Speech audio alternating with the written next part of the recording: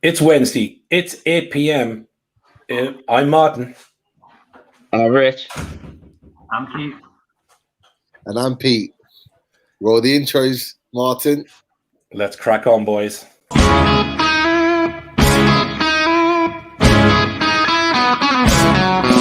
the joker, the expert, the voice, but you want a background. A vision of weakness you don't.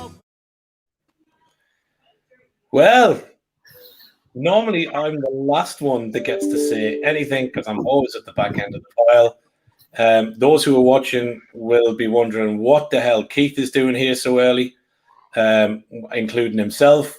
Daz is meant to be running the buttons, but luckily I was also logged in, so we have been able to kick off the show.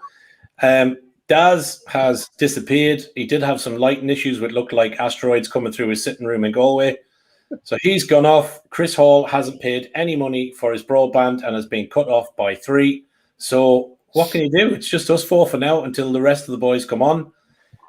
So, yeah, welcome. Load of football. Wednesday night, 8 p.m. Loads going on. Obviously, we have had a Twitter meltdown in the last 30 minutes because for those Newcastle fans who watch us and obviously us boys who are sat here, Rafa is going to Everton. The takeover is off. The takeover's off. It's actually not off, lads. Chill out. He's just taken a job that's close to his home. Fully understandable. He was never going to wait forever.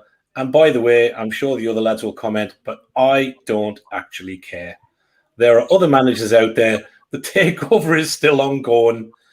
Let's just crack on. It is what it is. Richie, what do you think? I'll not pretend to say I'm disappointed, if I'm honest with you, because welcome, Chris. I loved Rafa. I still do, and I'd still have him back at the tune tomorrow. But at the end of the day, you're right. Sometimes you can't wait on too long. And yes, I know that there was talk last week of him going, and people were saying, "Oh, you'll not cross the other side of Liverpool and go to the blue side," but he was so highly thought of with the red side of Liverpool. But at the end of the day, his family's there. He can spend pretty much every single day with them. He doesn't have to travel backwards and forwards to wherever to go back home and see them. So yeah, I am gutted. It looks like he's going there because obviously I was hoping he would come back to Newcastle when the takeover goes through. But it is what it is. Unfortunately, there was managers before Rafa. There's been a shit manager after Rafa. Let's just hopefully there's a much better manager after the current incumbent at the minute. Yeah. So look, let's just put a little picture up. What do we want to do, people? We have a minute's silence. What do we want to do? Are we all in mourning now? I could perfectly behind Rafa's head there, don't I? I know you do. Do you know what it is? Let's not leave that up too long, Richie, because that could be a Daz special where you get superimposed on Rafa's body. Which I've got something better than that though. That's my party trick. Is it? Oh, very good. Pete, what do you think, mate? I've put a little message out on Twitter. That's all I'm going to give to it, really. I've just said good luck to Rafa. He was great for us. We'd have loved to have had him back. But at the end of the day, as I said to you guys before we came on air, he's not the only manager. And the priority right now is securing the future of this club. That's more important than any manager that's out there, past or present. We need to secure the future of our club, because if we do that, and Martin, you were absolutely spot on with what you said before we went on air, as long as we secure our future, we will then have the pick of the managers. And it won't just be about Rafa Benitez. So, gutted that, he's not held on for a little bit longer. But again, we move on. Yeah. Chris, what do you think? To be honest, Martin, I'm not really that surprised. I think I said a few weeks back, didn't I, on the groups and that for me, I always felt that Rafa would take the Everton job. I completely understand why he's taken it if he has. People underestimated the fact that his family is still based in Merseyside, so they're here. They love being here. He got offered a job in Napoli, he went. He got offered a job in Real Madrid, he went. He got offered a job in Newcastle, he went. And his family remained in Merseyside. So for me, obviously he'd love to go back to Liverpool, wouldn't he? But I think the opportunity to work in the city where his family are has proven too much. But as you lads have just said then, you know, he's not the only manager out there. The biggest thing for me is securing this takeover. Would I have liked Rafa Benitez in charge? Of course I would. But, you know, when these rumours first started about Rafa coming back to Newcastle, when Ashley was gone, I... Upset about Rafa? Yeah, my dog's having a meltdown. Yeah, that's it. when these rumours first started flying around, I'm not gonna deny and say, you know, I wasn't 100% sure on Rafa coming back, and then I slowly I warmed back to it and was persuaded, because I must admit during his time at Newcastle, you know, he was under financial constraints. He couldn't do it how he wanted to do it. He was frustrated, but there was certain times, and especially maybe it's because I'm from Liverpool, I don't know, but I've spoken to a lot of Liverpool fans who all adore Rafa. Don't get me wrong, but they do say he does have a few flaws. And, you know, nobody's perfect. And for me, a few times, like, I was frustrated a bit under Rafa because I wish that he'd gone for games more and he was more on the front foot. I appreciate he probably didn't have the squad that he wanted. I completely get that. But, you know, like, for example, I think we were at home to Cardiff one time. It might have been Cardiff, I might be wrong. And he played 5 at the back. And, you know, I got frustrated with stuff like that because I thought, we need the 3 points. Go and get them. We're a far superior team. We're set up excellently under Rafa, and I didn't like his defensive approach. Didn't like it. Yeah. But it's horses for courses. Everyone's different, and I'm not going to say I didn't want Rafa back, because of course I did. And you know, I think he would have done a fantastic job. But he's not the only manager out there. The main thing is to secure our takeover. The main thing is to get rid of Mike Ashley, and I'm sure the owners or the prospective owners will have backups in place, and maybe the start of a new dawn might be a good thing. Who knows? Yeah, no, absolutely. But I mean, we must also mention that you also did want to keep a hold of Andy Carroll. So I mean, your judgment is quite impaired at times as well. Mate, I still want to keep hold of Andy Carroll, because, and I'm not going to spend too much time on this. If the takeover happens tomorrow, off he goes. If this takeover doesn't go through, I think it'd be a mistake letting Andy Carroll go, and I stand by that. Because you can't get rid of Gale, Muto and Cadell and only have Wilson up front and go and get 2 or 3 new strikers, because it's not going to happen. You need someone who's happy to sit on the bench, but who can still come on and do a job.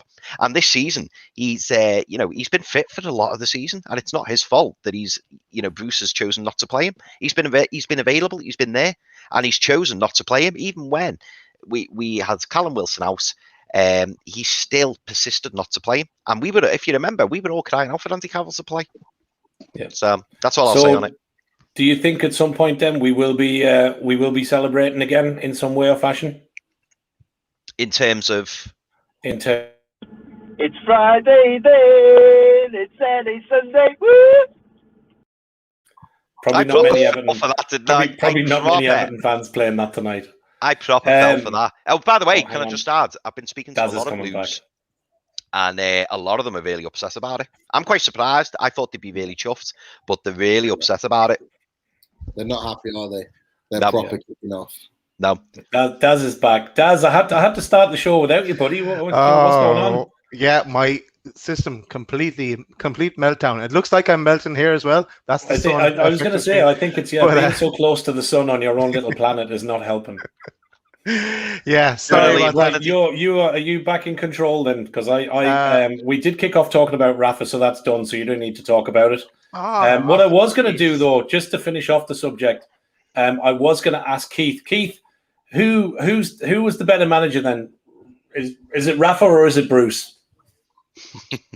No brainer. It's got to be Steve Bruce. No, Bruce will win a football. No, it's Rafa, undoubtedly. Okay. What's your view on him going then? We'll have to look at it and say it's been coming out, I think, because sort of when did he leave the China job? It was quite a while ago now, wasn't it? Like he left the China job, and when all these vacancies came up, I think it was only a matter of time before head was going to be spun. I mean, there's been some really interesting jobs that came up in the Premier League. I mean, he hasn't gone for the Spurs one, he didn't go for the Wolves one. And the Everton one, obviously being in his own backyard, it's a big job.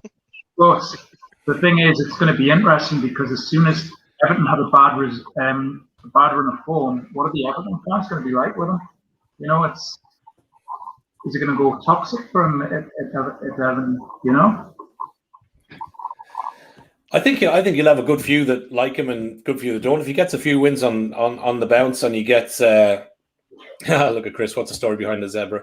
It's a long story, Chris. We'll tell you on Loaded Mag and stuff. Right, Daz, you've got the buttons then. I can sit back and just chill out and act you like can I take it normally easy do. now, Martin. Perfect. The feet Excellent. up. Thanks very much. Yeah. Yes, sorry about that. Yeah, 7:59, complete system meltdown, and I had to reboot everything. So anyway, we're back. Thanks for carrying on the show. Doesn't it just go to show that isn't it lucky that we were both logged in, because otherwise that would have been party over. So there's a lot to be said for logging in double. Oh yeah, no, now that it works, it's great, perfect. Yeah, exactly. So you've obviously talked about Rafa. Let's see, hasn't happened yet either. So let's still cross our fingers. We're not loaded toffees yet. Yeah, I think the important thing there. Sorry, Daz, just to note, there was a comment there from Julie about apparently there's quite a few other pods now giving grief to the likes of Liam Kennedy, and I'm sure Steve Wraith will have to put his tin hat on, as he said, because obviously a few days ago he went, Rafa's definitely not going to Everton. But as he said, things change. But can we just remember, we all want the same thing. Yeah. It's not about pod against pod, Steve Wraith against Gallagher Shots, or anything else. We're all black and whites. We're all Newcastle fans. We all want the same thing. But Rafa's gone. Stop crying. Let's move on. Let's hopefully we get the takeover. Arbitration goes our way. Mike is gone, and we can move on. Let's not start fighting amongst ourselves again, because it does absolutely nothing. Why would it be Liam Kennedy's fault, the fact that Rafa Benitez has gone to Everton? I don't get it. No. Because he's reported on something, like you said, Martin, things change, and that's not his fault. So it was disappointing that, you know, as soon as that news came out, Liam Kennedy became the target of some form of, you know, oh, you got it wrong, or you lied to us, or whatever it was that the agenda was with it. I just don't get it. I just think it's ridiculous. Yeah, absolutely. But the infighting does nothing. You know, we all know that Twitter can be an absolute cesspit at times. You know, from some of the things we've seen with some of the girls, you know, getting bad comments and weird shit going on, to different pods fighting amongst themselves, that people having to take time off due to mental health. You know, that's the problem. We're a divided fan base. But, you know, stuff like that with different pods raising comments and doing stuff, you know, I can certainly talk on my behalf, and I'm sure I would think most of the lads on this panel, including Keith that's on tonight, none of us on Loaded Weekly or Loaded Mag are about that shit. We come on to chat about the club we love. On a Wednesday, we bring you a bit of music, have a quiz, have a laugh. We try and lighten the mood. Some of us on the panel tonight are gutted Rafa's not going to come. Some of us, like me, as I said at the start, I don't give a shit. Life moves on, things change. But for all of us to fall out over something we don't control is absolutely irrelevant. And pods against pods and starting to blame people for him going somewhere else, lads, it's nonsense. Cut it out. Let's move on. Wait and see what comes. Daz, next subject. Yeah, let's move on. It's right. Seems a total reboot, and we'll go again. First of all, sorry, Keith, you're way too early. We're going to get you back on in a few minutes, Keith. So, because I have to bring you on with the intro, man. That's the whole deal. Keith, we'll see you in a few minutes, buddy. So yeah, just want to shout out to Christian Eriksen. We all know what happened there during the week. But it's great news to see the thumbs up from Christian Eriksen, and a nice message as well from that he's doing a bit better and he's feeling okay. Wishing the Denmark lads the best of luck, and so on and so forth. So yeah, that's good news on that front. So long may that continue. He did send another message, I think, that was sent out separately, which was that he said he did enjoy the Loaded Mag special with Liam Kennedy on Monday night. Did he? Oh, there you go. Yeah, there you I've go. seen that. No, he did watch. So yeah. There you go. While he's relaxing, why not? Yeah. So let's go straight then to where are we going to go to first? Give me something else I can rant about, Daz. Come on, I'm in the mood for it. Let's give me something else I can go at. Get on your mic, Martin, and go for it here. Loaded HQ, Euro News. Yeah, no, I was better last week. Yeah, I just Okay, made that up on the fly and there. we're going to try something different. It's probably not the night to be trying something different, but we're going to do it anyway. This could be a demo run. So give me 1 second, and because and I want to share something. Oh, this might be a cool way to talk about the Euros. Can you see my screen? Yes. Lovely. Yes. So you can see the tables and in front of us. Okay, so Yes. obviously, Chris, I'm sure you're looking at keeping an eye on the Italy match, Italy-Switzerland match that's ongoing at the moment. It's As currently always, 0-0. as always. Never in doubt. So yeah, let's look at each of the tables and maybe we'll get your opinions on any of the matches that you may have seen. Now, no one can keep up to date with all the matches, but yeah. So what's your thoughts on Group A? Wales now joint top with Italy for the time being, at least. But yeah, Italy to me look strong contenders there, and they should top this group. Yeah, I agree with you on that. I thought Italy were absolutely fantastic last week. Turkey being on a bit of form. To be fair, I think Turkey have been appalling this tournament so far. I've just watched them against Wales, and yeah, they looked decent, trying to push to get a draw towards the end. But Wales were hitting them on the counter all the time. I think Turkey have just been really, really poor, but I think Italy will walk that group. I think they'll turn Wales over in the last game as well. And then obviously it'll be between, I would say, Switzerland and Wales to who comes second and third in Group A. Nice one. Turkey kind of need that result to be like a 0-0 or something tonight between Italy and Switzerland. Obviously they play next, so yeah, they definitely could have drifted. Need something. Yeah. Oh yeah, if Switzerland gets something out of that tonight, then it's good night. God bless.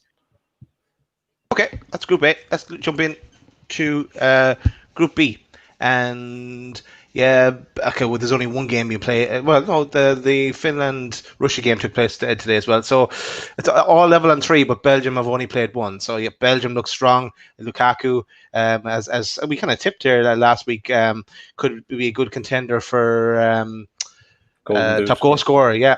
So yeah, Belgium looks strong. Okay, it was obviously very unfortunate with the Christian Eriksen situation on the pitch in the Finland-Denmark game, but yeah, Finland got the 3 points. We could debate whether that game should have gone ahead that night. I wouldn't. What, Pete? Make a noise. Goal! Oh, we got a goal! Goal! Oh, great!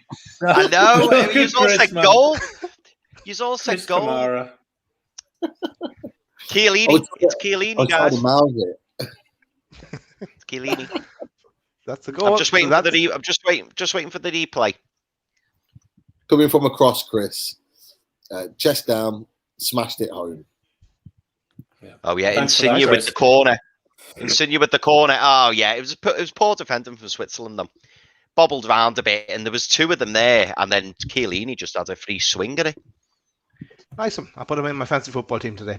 So Cool. it was an Italian that scored, then it wasn't a Toblerone goal. Sorry, lads. Okay. Any more of them? Yellow card. Let's move on. So I think we're saying Belgium here. Any comments on Group B?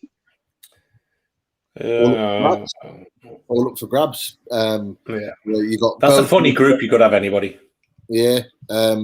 Nobody expected Finland to win, and I think if it wasn't for that unfortunate situation, I think Denmark were sort of controlling the game. But it doesn't mean that Denmark can't come out with renewed sort of motivation to spoil the party. I'm not saying they will, but there's an opportunity. Anything's possible. But this group is still there for the taking.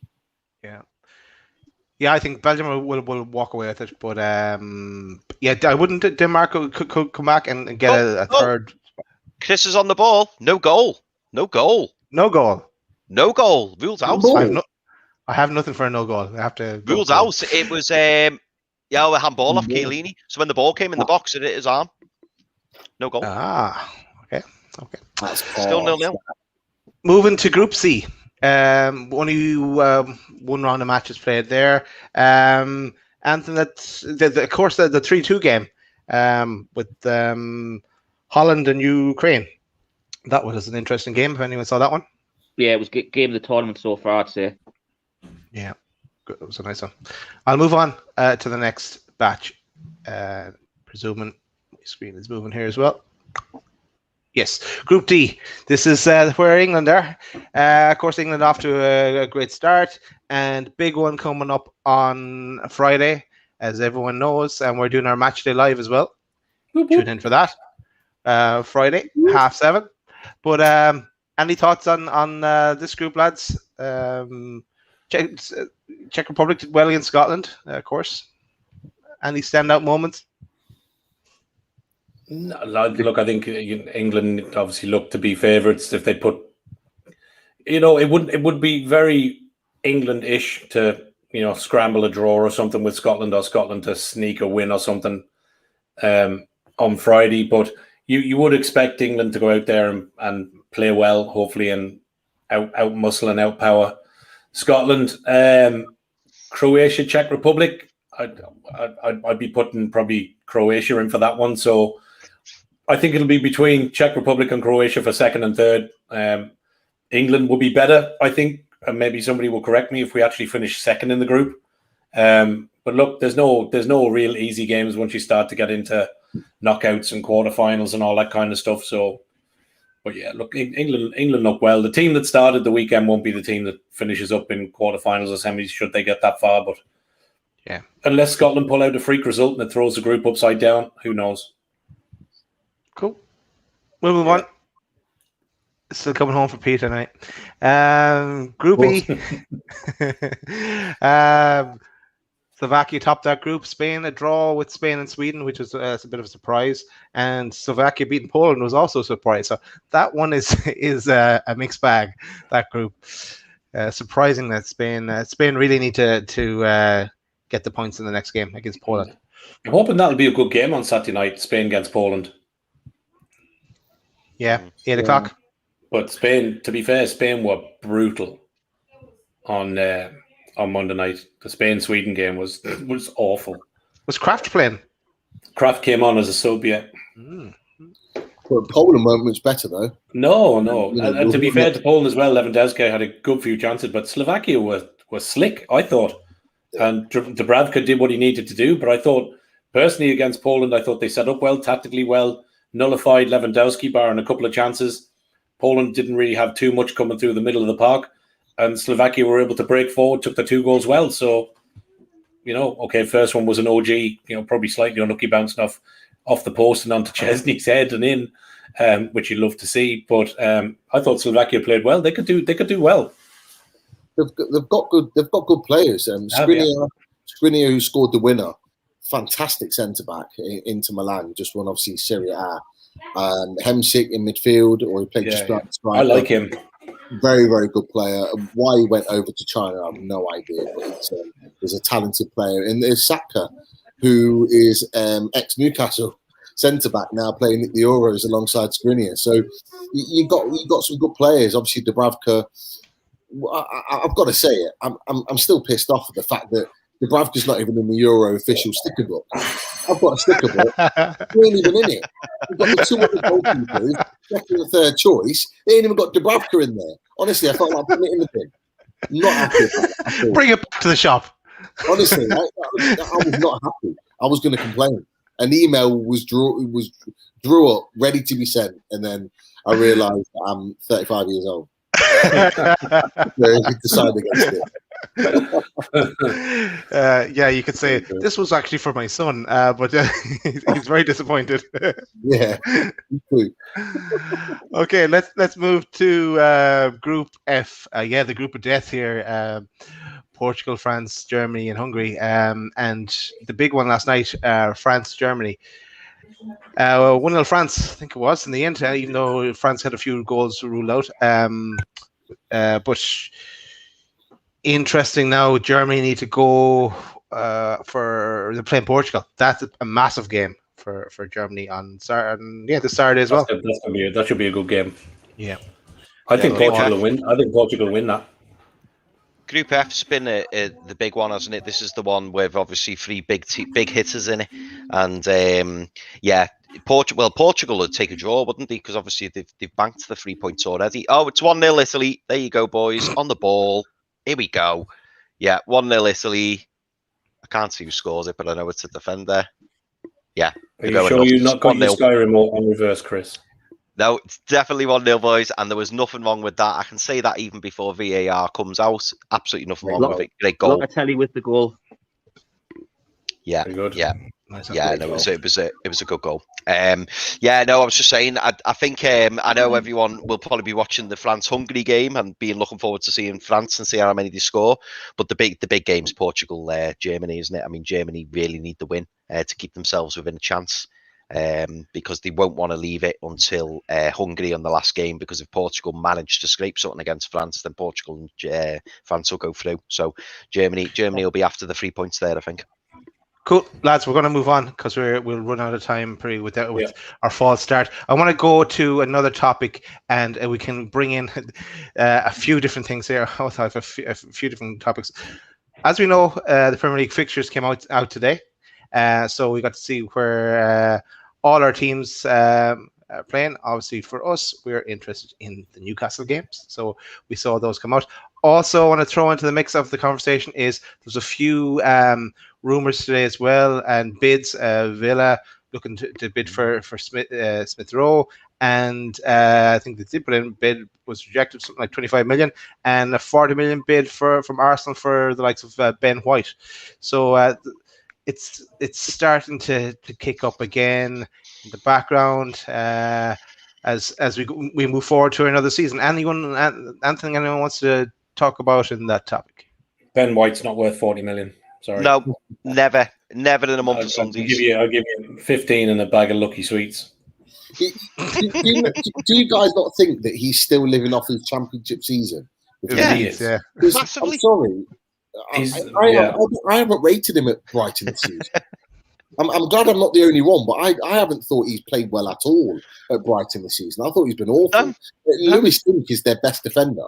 Everybody is questioning how he got included, but look, it doesn't make any sense. But he's definitely not worth 40 million. Smith Rowe, 25 million. Yeah, I could see that. I think it's interesting that Villa are trying to get their business done early, and that I think it might have been somebody in our chat, boys, that put it in that said, it's good to see a club that has had a half decent season that's now going again and trying to break that, the corrupt six stranglehold of the cartel at the top and trying to get into it.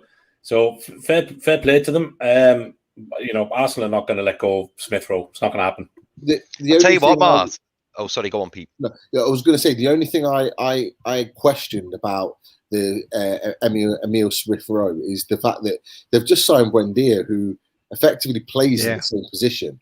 It just didn't really make sense. It reminded me of kind of like an Everton when they signed Wayne Rooney and then Klassen, and then they signed Sigurdsson, who all played in the same position. It was like you just spent well over 100 million on players that you didn't need to sign, and it just struck me a little bit like that. It just didn't make sense. But sorry, Chris, go on. No, mate. I was just going to say, as Martin's just said then, it was me in the chat who said that it's nice to see a bit of ambition. But you know what just made me laugh, and I didn't really consider this before, but I tell you what, Aston Villa are giving Arsenal a big slap in the face, aren't they? First they go for Buendia, who Arsenal go forward, and Villa go, no, we're going to have him. They come in, big bids, take him, and then they go, actually, Arsenal, you've got this upcoming promising young player. Tell you what, we'll have him as well. I love the cheekiness of it. It's shithousery. That's what it is. It's top class shithousery. Oh, yes, mate, exactly. they're just going at them, aren't they? And I think it's great. And honestly, you do love to see it, because Aston Villa this season, they're showing a lot of ambition, aren't they? They made a fantastic start, like we did when we were fifth under Pardew. And I said we signed Vernon and Anita the following season. Imagine if we went out and bought 3 or 4 players and spent 50, 60, 70 million. We could have really pushed on and kicked on. Yeah.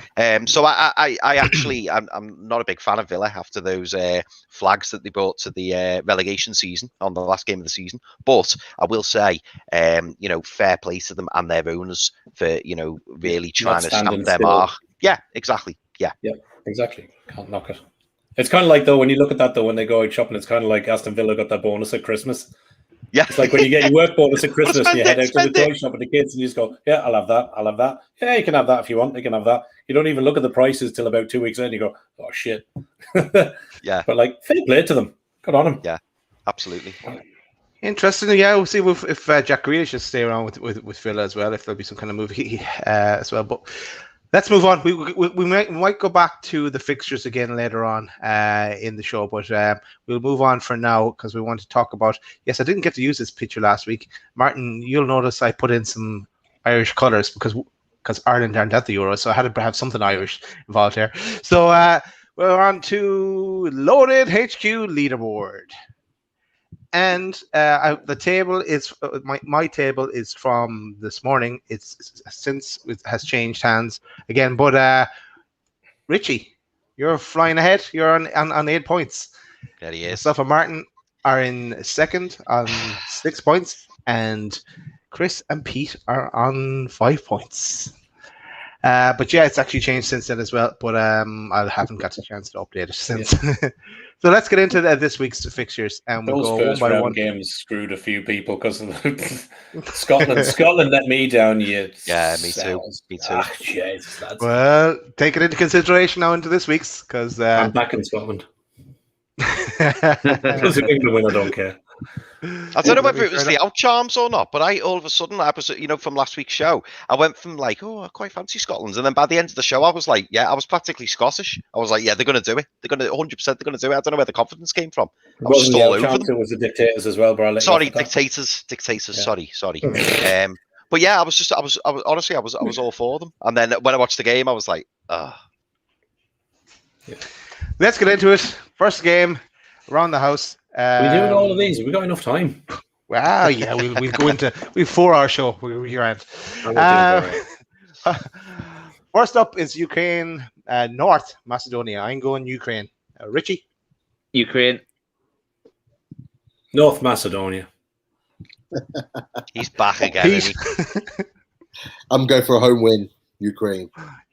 Chris? You'll all be laughing. You'll all be weeping in your week. Yeah, Joe took on your job last week by picking the outsiders. Yeah, he did. Let's go for Denmark, Belgium. I'm saying Belgium. Draw. Belgium.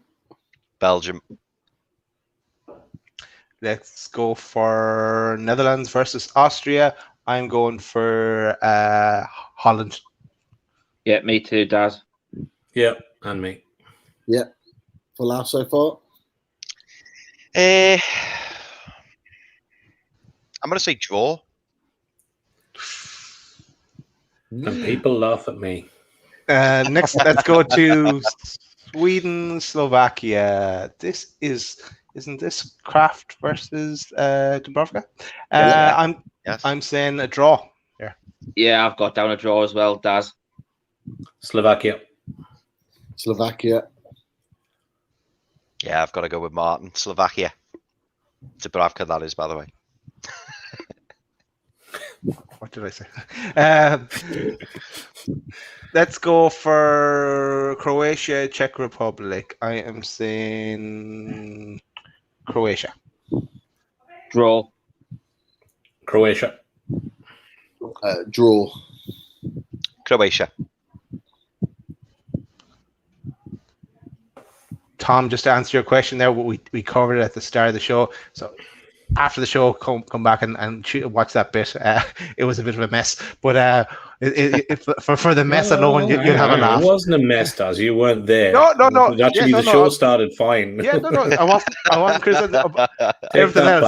Everything else went wrong. For me, maybe, yeah. Sorry, I take it back. No, Martin carried on. Thanks, Martin. Where are we going next? We're going to England, Scotland. I'm going England here. England. If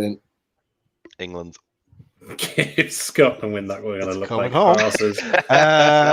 Next up is Hungary, France. I'm going France. Yeah, France.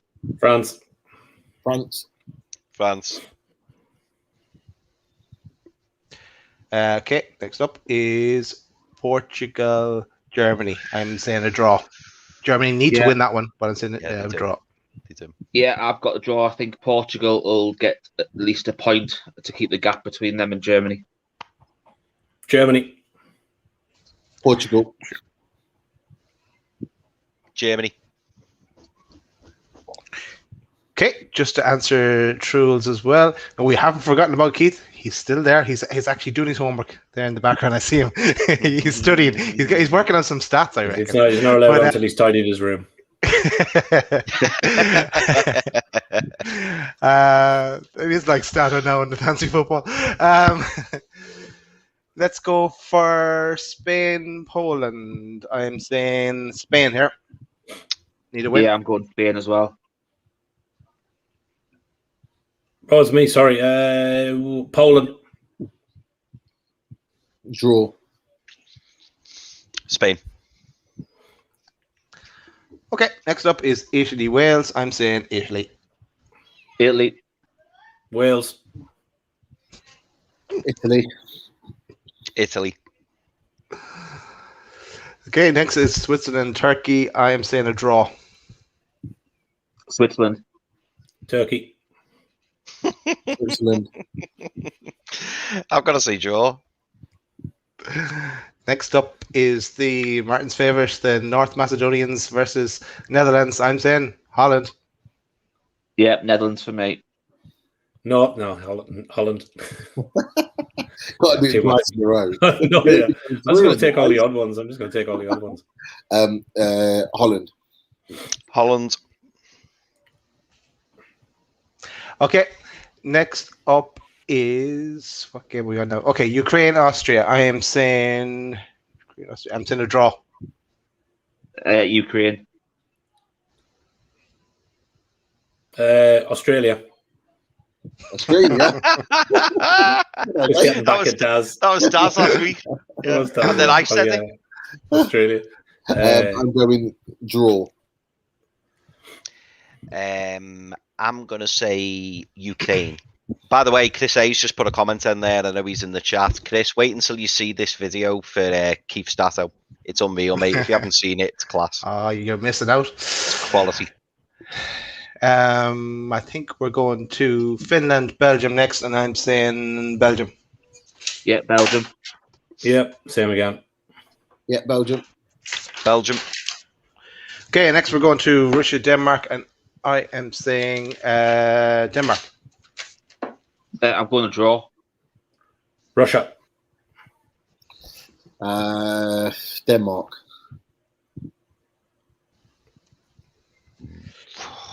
Russia. Go on, Chris, lad. You know the score. I had to check the tally then. I thought, is he having me on? Is it 2-0? No, it's still 1-0. Next up is Croatia, Scotland. I am saying Croatia. Yeah, I'm going Croatia as well. Scotland. Draw. Draw. Okay, next up is Czech Republic, England. Of course, it's coming home. It's England. England. Draw. England. I was waiting for Pete's response. I wondered if he was going to go something else. No. I'm going to say draw because I reckon Gareth might be resting some players because I reckon He'll flip it around. Exactly. Yeah. Draw. Oh, no. People wanted to see Richy in the chat, so there's Richy. I think we're going to Out of sight, Slovakia, but not out of Spain. mind. Yeah, never. I'm going Spain in this one. Yeah, I've got Spain as well. I'm going to stick with old Dubravka. I'm going to go Slovakia. Ooh. Draw. It's a hard one that. But I'll say Spain. Okay. Next up is Sweden, Poland. I am saying Poland. Draw.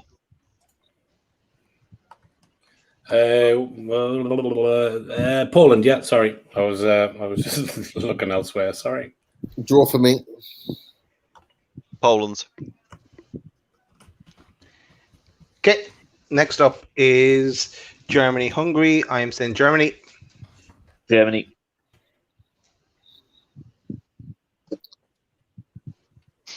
Mark.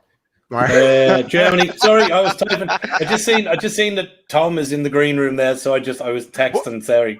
What time do you tell Tom Lumley and the Brave Liaisons to come on, Martin? About 8:45. No, 9 o'clock. That's fine. He's here early. He can come on and play. Cool. It's fine. Cool. Germany. Next up is Portugal, France. I am saying France. I'm going for draw. France. France. And that brings us to an end of the Euro leaderboard. Let's go straight into the next section, guys. And we're going to go. Let me get the banner. Find it. Richie, you ready? I am. Loaded fans' favourites. Okay, so let's bring, because we've got Johnny Ash and we've got Keith. I'm going to bring out Keith first. And before we bring out Keith, we also have to have the intro. Here's Keith's intro.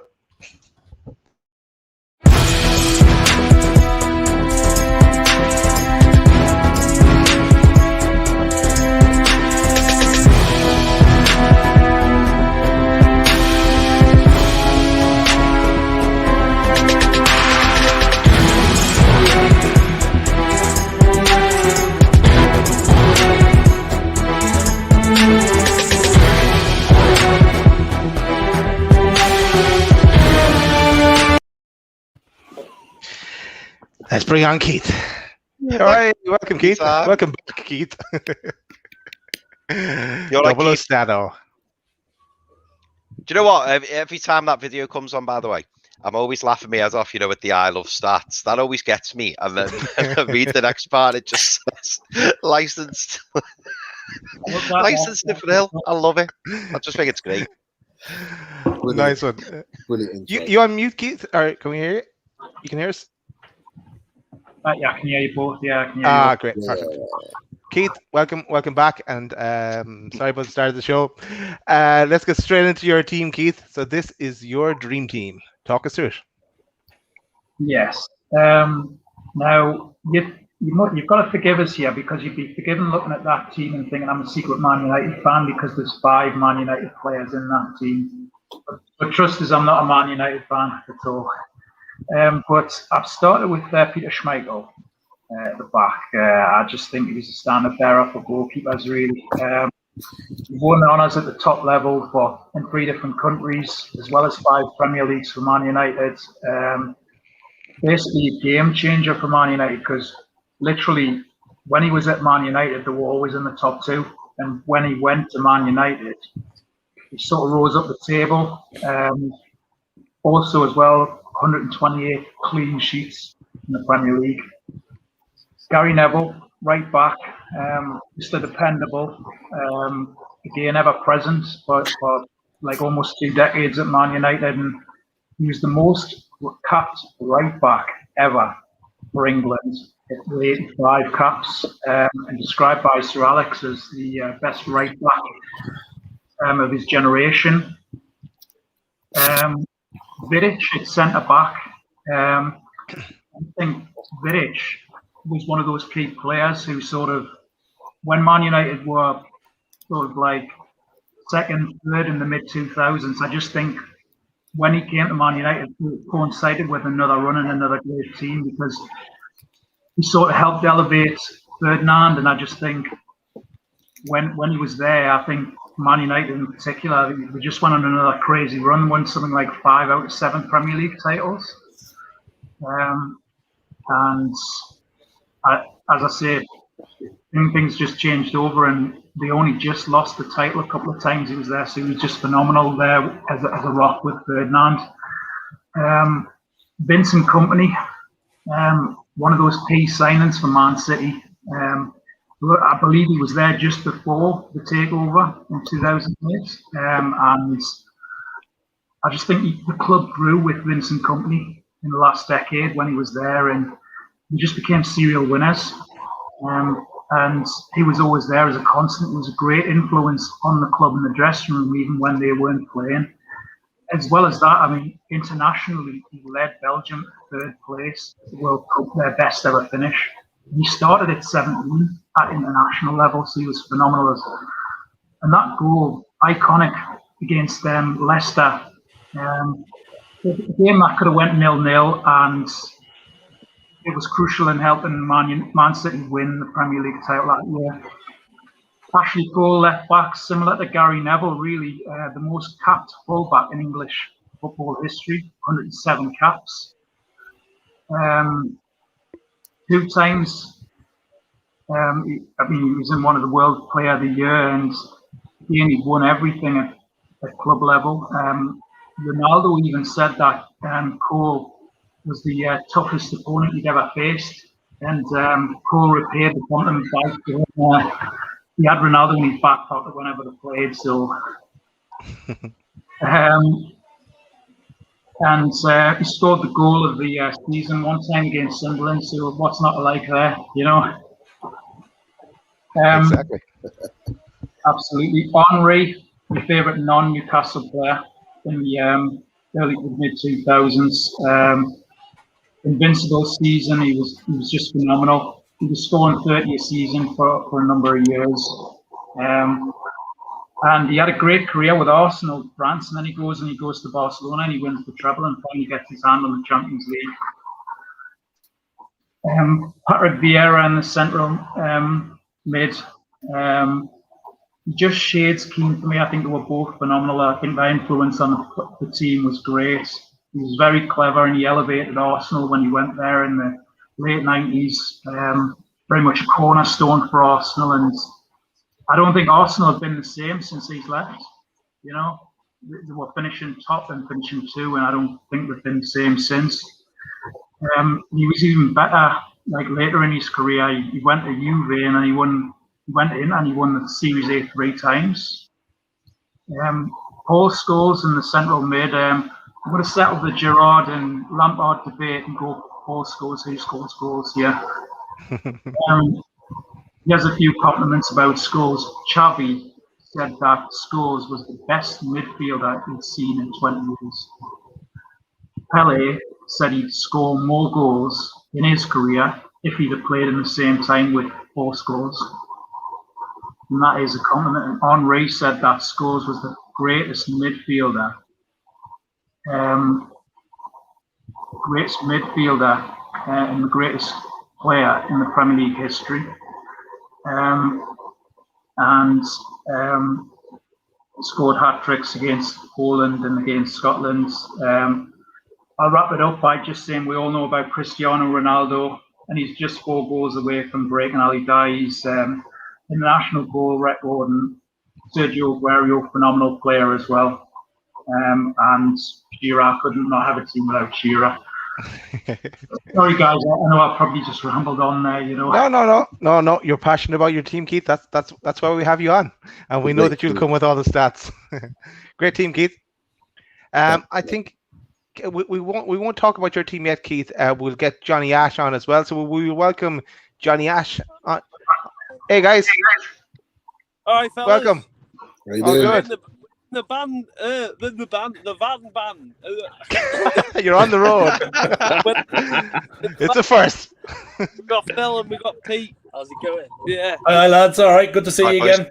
Welcome back, lads. Where's Nugget?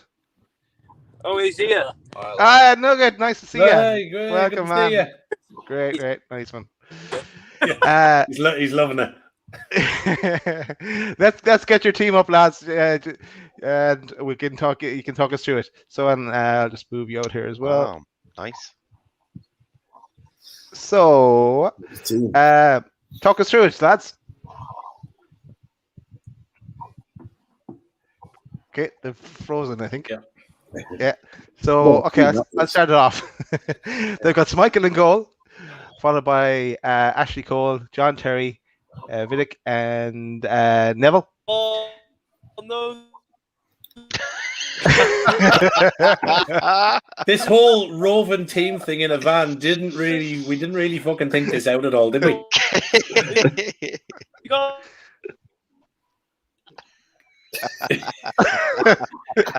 Okay, we go to the midfield.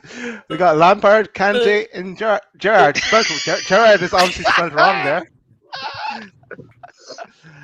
Gerrard. Oh, he's gone. Oh, They're they're gone. gone. They're Okay. gone. Crack on, Dad.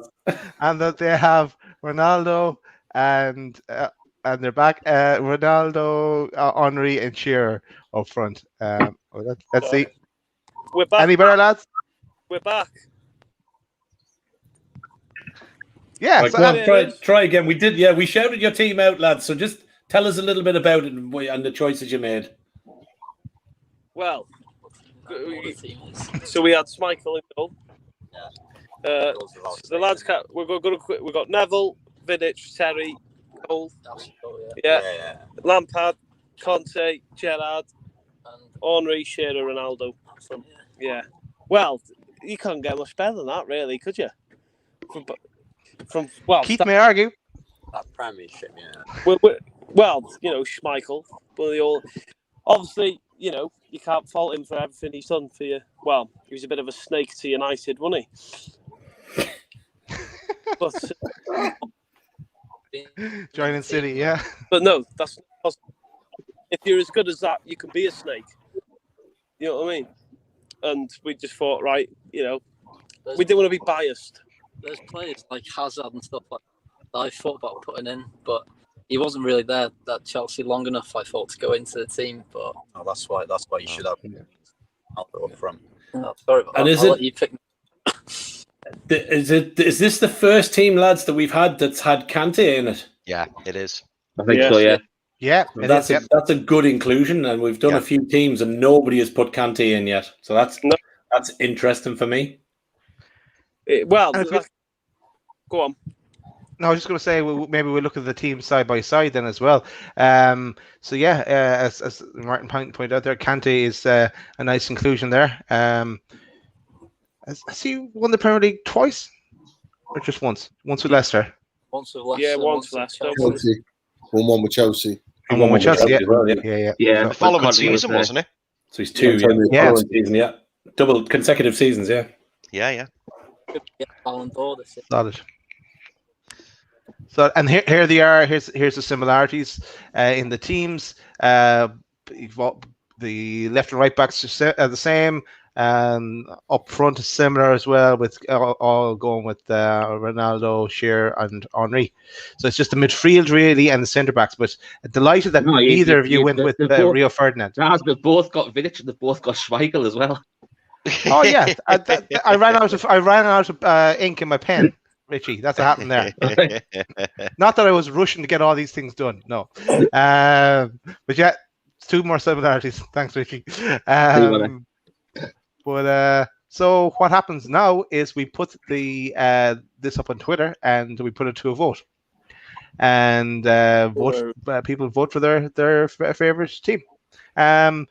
What we'll do also now, lads, is we will go. Actually, first of all, ask you, what have you been up to since we last spoke to you? I saw today on Twitter something about a concert coming up in Hull with the Void as well.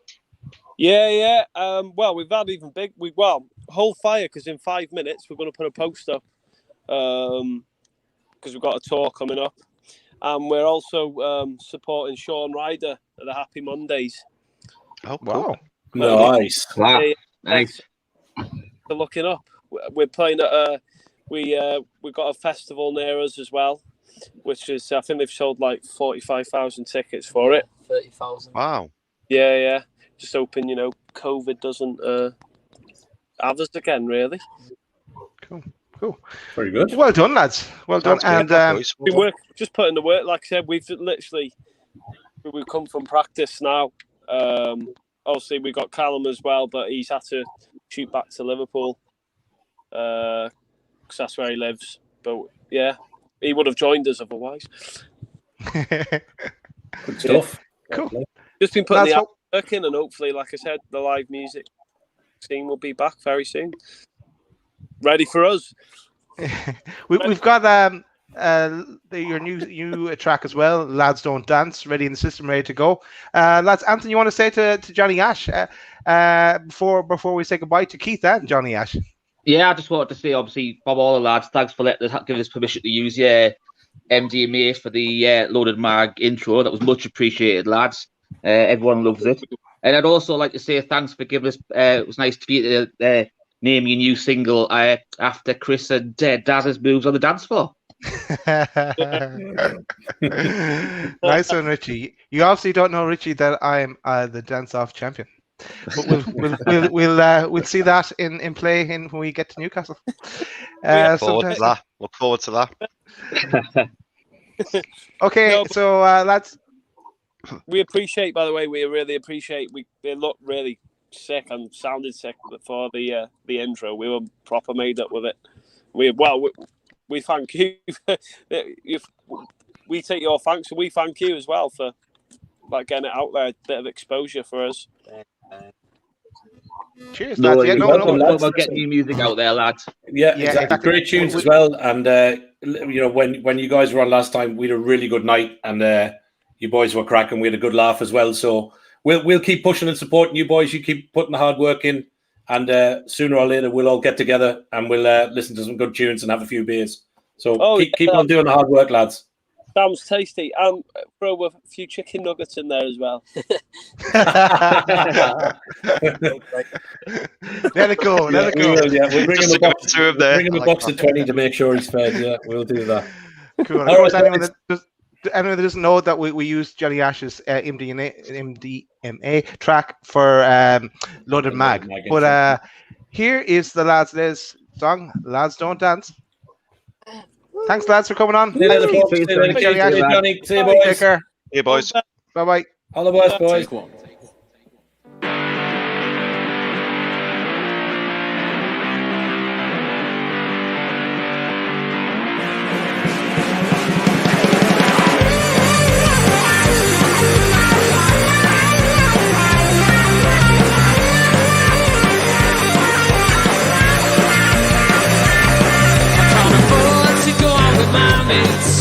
Or go on cinema dates. Let's go being skimpy. It's alright, cause Dan's got his card. Ex-lovers and dinner ladies, they're always trying to save me. Can you remember Amy and her boyfriend who thought he was hard?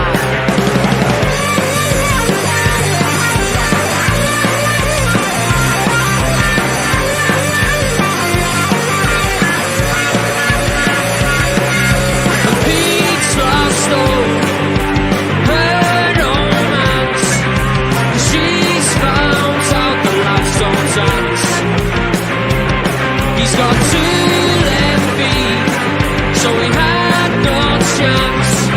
'Cause she's found out the lads don't dance.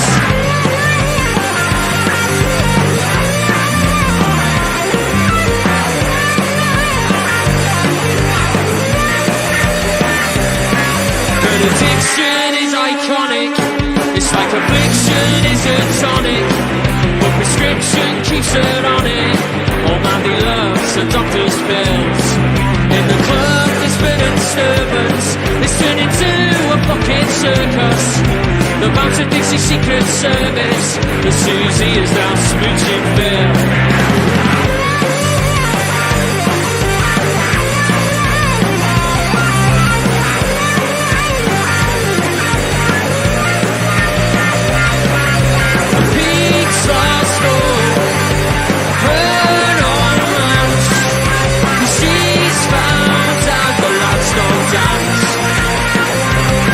He's got 2 left feet, so he had no chance.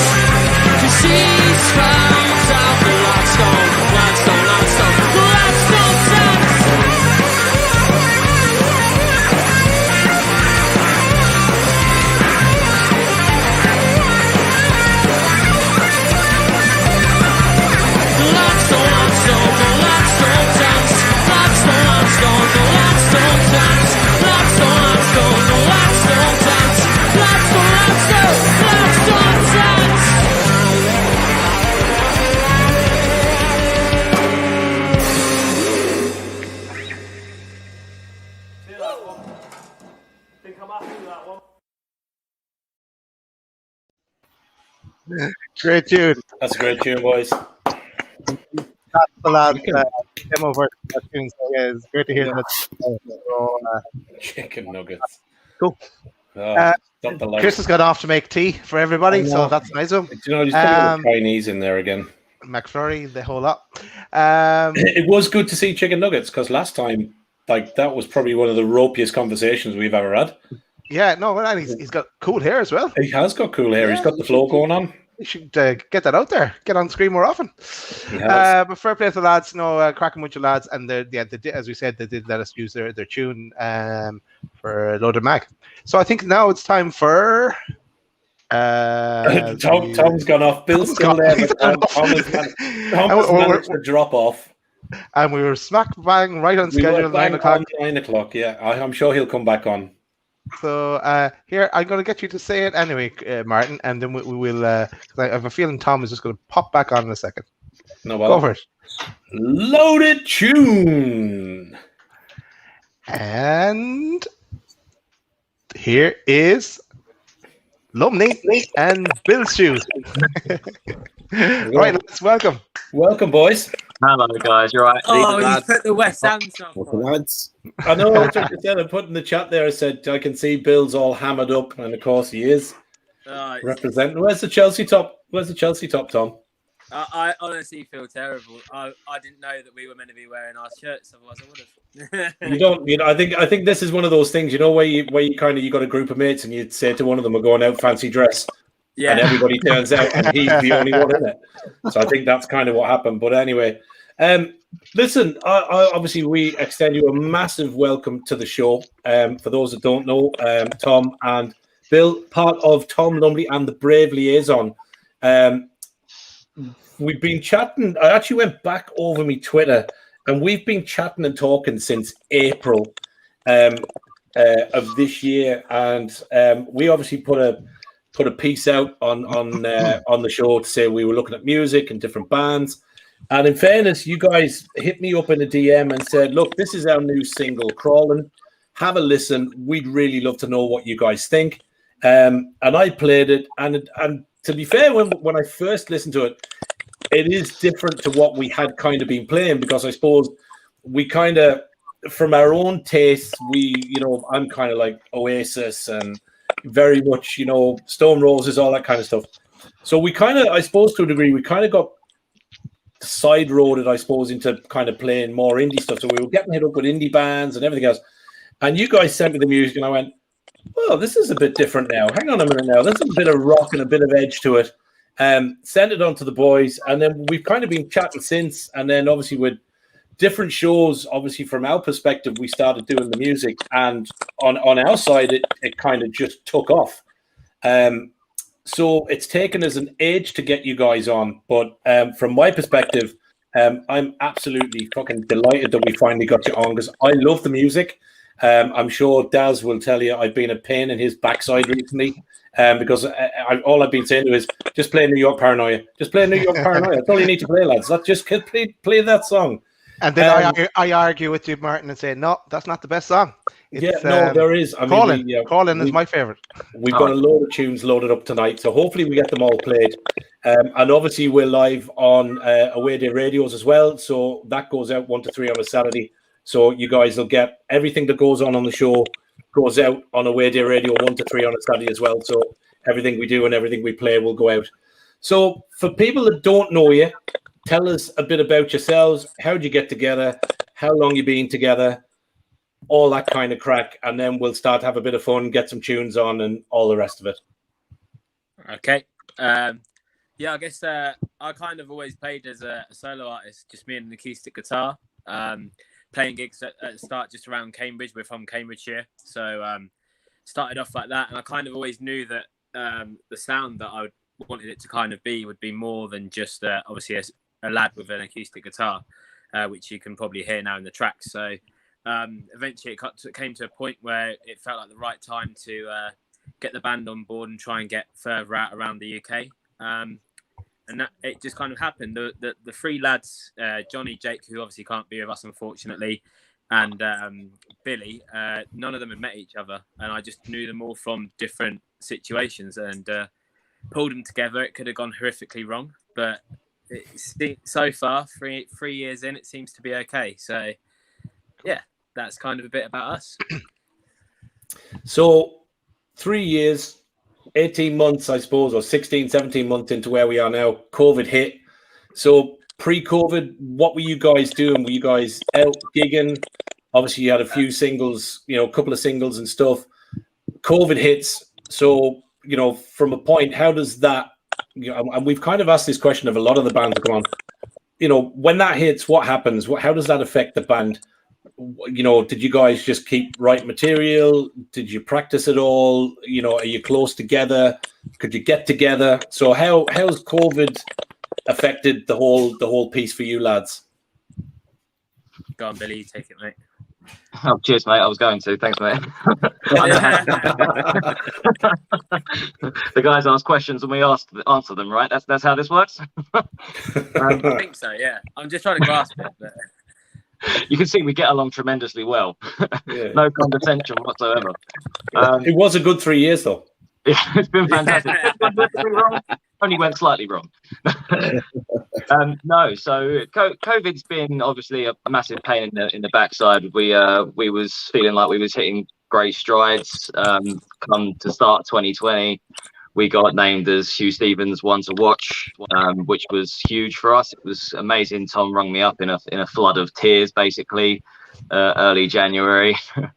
Saying that we was going to get our first Radio 1 play, and we'd just finished tracking a live session at Maida Vale Studios in London for BBC Introducing that got played on Radio 1. That was like one of the best days of our lives. So we was hitting massive strides, and then COVID happens and our tour gets cancelled, and it was a huge bummer. But you know what? We've not sat on our laurels and just let things kind of get brushed under the carpet. We've carried on pushing. We've been writing a lot lately. We've been doing a lot of we know that gigs are coming back imminently, so more recently we've started to get back into rehearsing again, and we just can't wait now to add the final piece to the puzzle and get back out there and get gigging. Okay. I forget what I was going to ask there now. One of the weird things for me was obviously when I got the message from you guys, I was literally, obviously I'd been looking at different bands, and I got the message from you guys and I read up on you and obviously seen the BBC piece. And I can't remember if it was Rich or Daz I sent it to, and I went, fucking hell, lads, these lads have been on the BBC. If we can get these on, this is really, really going to be a real coup for the show, because we've been getting some good traction. We kind of had Deco Band on, and a few others that have got some real good following. But he's gone again. But when you guys came back, Bill, I was kind of like, and you guys went, yeah, we'd love to come on. We looked at the show; it's really cool. Yeah, that'd be class. And I was like, I actually did a double take because I thought, okay, is this a bit of a wind up, or are they definitely going to come on? Look, fair play to you. I was delighted to get the text back, and you guys are flying. One of the other things we ask, and I'll ask this one, and then we'll stick a tune on. Are you guys signed or currently unsigned? Am I in here? Because it might cut out. Yeah, for a second. Yeah, bang on, yeah. Did I disappear? Yeah. You did for a second, yeah. You're back. Okay. Don't know what happened. Yeah, we are signed to a small independent label. Kind of a couple of months before we did the Maida Vale session. Well, probably a month before. We got picked up by a small independent label. They really look after us, and they kind of make it possible for us to keep on recording and do everything we want to do. And when we can be out on the road and keep pushing the music out to people. So we're really lucky because there's a lot of dodgy deals going on these days, record labels, but it feels like we've got some good guys behind us at the moment. So we are kind of, we are signed. Because we have had, I'm sure if you watch, if you do watch the shows, pretty much every band we have on so far, I think barring you guys and maybe one of the, are all unsigned. We've had so much great music on. I say this most weeks. It just absolutely beggars belief that there is such a good music scene, in particular UK, Scotland, Wales, across England, even Ireland. I've got a couple more bands reach out to me this week. It's just ridiculous that nobody's being picked up, and it just staggers absolute belief. So we will throw a tune on, but before we do, Chris Hall and Pete, who obviously are watching the game, nobody has shouted out, but there has been a second Italy goal, has there not? Oh, Pete with the sirens. Yeah. So there's been a second goal, boys, and it is Locatelli again for Italy. So it's 2-0, a really good finish outside the area, and he just drilled it home. It was a really, really good finish. So yeah, Italy 2-0 and strolling. 52 minutes gone. Okay, so that's Italy looking to go through. Right, Daz, I think it's time for tune number 1. I know we've got 4 or 5 loaded into the system. You know where I'd like to start, but it's up to you. Oh my God, we'll have to keep you happy. Ask the lads where they want to start. What the lads wanted to play first? What are the options? You've got 5. You've got Crawling, New York Paranoia, Shrink. Let's go with New York Paranoia. All right. I love this song. Yeah. This is my moment song. Yeah, go on, crank it up, Daz. Here we go.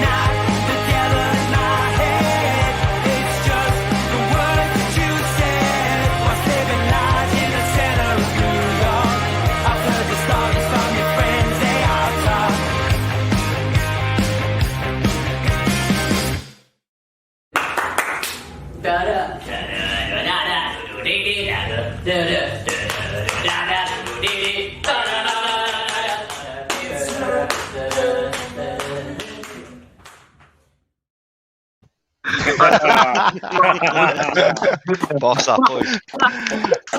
I forgot about that ending. I forgot it on the video. Oh, that's very good. Although I would say, Billy, did look like you were really enjoying yourself in that video. So where was that shot, lads? Everywhere. It was the last tour we did before COVID. It was kind of a really good tour. We sold out Brighton. I think we sold out Southampton. Sold out Cambridge hometown show, 400 people, which most of that was from, and London, and then COVID hit. So it really felt like it was starting a build, and then so we thought, well, we might as well make use of all the footage and make a video for New York Paranoia. So that's what we did. Yeah, no, I have to say I have been pestering Daz. That's been on my playlist all week. Top tune. I have all of your tunes in my own playlist. I am on the iPhone, and they're on when I've been out walking the last few days. There they are. So I love them. I've got Dictator and a couple of others on there that I'm really into at the minute. But you guys are definitely on the replay for me at the moment. So what I'll do, I do plenty of talking, so I'm going to open it up to Daz, Richy, Pete, and Chris to fire some more questions. And I know we've got questions and comments from those who are watching. So over to you, boys. I've done enough chatting for now. I'll let Richie go first. I think he looks like he has a question. He does, yeah. He's got that gleam in his eye, hasn't he? What I was actually going to say, is there's that many questions in the YouTube chat from the viewers. I was going to say get them, go through them first, and then we can pick up anything that possibly be a miss or something. Okay, let's go for Judy's usual question. What is your dream gig location, lads? Ooh. Something that's probably happening about a month's time, just over a month. We are itching to try and play Reading and Leeds Festival. And Tom's gone again. Like, I might as well fly. So finish to it and break Liaison. Like, I don't see the point. Yeah, I think that's working to your advantage, though, Bill, to be fair. Sorry? I said, I think him dropping on and off is working to your advantage, mate. Yeah, I'll milk my moment in the spotlight. But I'd be doing the same without these folk. So yeah, it'll be Bill's doing the dream Liaison by the end of the show. That's what I was going to say. No, yeah, like I was saying, I think Tom would agree that Reading and Leeds has always been probably the next really big thing on the bucket list that we want to do. It's something that is just, we've all been to the festival at different times in our life. We've all been to see our favourite bands there, and it's one that we feel that maybe in a couple of years' time, would be achievable for us. That's our dream gig location for us, I think. Okay. Nice one, Bill. Another question in from Tom. Tom has a few questions. I'll go with this one. What has been the highlight of your career so far? So earlier on, I spoke about that day at Maida Vale. It was honestly just one of the best days of our life. That, and I think maybe playing at Isle of Wight Festival was another huge moment in our sort of band career. That was we all just come together, had a really good weekend, enjoyed the moment, and that was just super fun. We're just talking about our dream moments in the career, Tom. It's nice of you to join us. Yeah,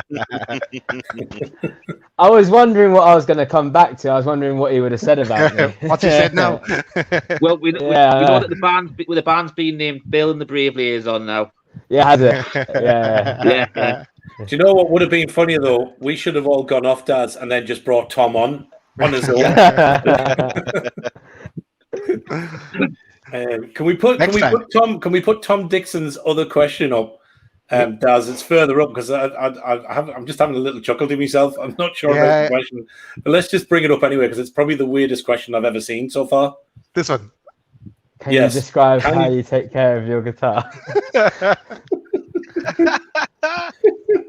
Thanks for that, Tom. But yeah, go on, lads. Let's. How do you take care of your guitars, lads? Don't use it. Nah. Always make sure you give it a thorough wash. Okay, get every bit of it. Yeah, Tom Dixon. Hopefully that's your question answered. Oh, fair enough. There is maintenance involved in a guitar, and you have to make sure the strings and everything are working in order. And so it's a valid question, Martin. It is a valid question. No, I just thought it was funny. There is maintenance involved in a guitar, but me and Bill are the only two of the band that definitely don't do it. I outsource this work. I'm not the best guy to ask about how to look after a guitar. I snapped one on stage in Sheffield at a festival by going in a bit too hard, and I just sort of got to the end of the show and threw it across the stage, and then the head stopped and stuff. So I'm not your go-to for this question, unfortunately. That's probably not the way to go about it, right? Moshing. No, not great guitar care there, or any kind of care. But very non-health and safety. The guitar that he's on about was like his baby, and I remember literally we all kind of ended up in the crowd at the end of the set, and I just saw him turn around and go to throw his guitar back towards the stage so he could then jump up. And as I saw it go, I was like, oh no, this is not good. Just saw the neck go. It was horrendous. What about Daz? Donald's question there. Donald's question is I got it. There you go. There you go. Favorite artist from the past, lads? Oh, how past are we talking? Like whatever you Mozart fancy. past? Any like it could be your influences or something like that. You know what I mean? Yeah, influences, favorites. Does it have to be like? Are they still alive or people? Anyone. Anything. Yep. For me, the first one that I'd go to, it's quite an easy one for me, is Guns N' Roses, just because growing up, it was kind of a big influence for me growing up. So yeah, they're probably the first that come to mind. Don't lie. We all know that yours is busted. Busted were the reason I picked up a guitar, but they definitely weren't an influence once I started listening to more music. Some good tunes, Busted. As well. 3000 or whatever it was. Is that them? Yeah. Yeah, there's a few. Any Richie, Chris, Pete? Any questions for the lads before we go for another tune, or will we go for another tune? I was going to just say, it's obviously Martin mentioned that you've been around for about 3 years now, and obviously half of it's been behind like a COVID lockdown. Have you been surprised at the rise of the band in that short space of time? Because obviously some bands can go for a long period and just get nowhere really. But obviously, with Tom and you getting the guys together within 3 years, and how quickly you've gone to be playing like Maid of Vale, Isle of Wight Festival. You could be getting to Reading and Leeds shortly. Do you know what I mean? It's a meteoric rise within the time span you've been together. Would you agree?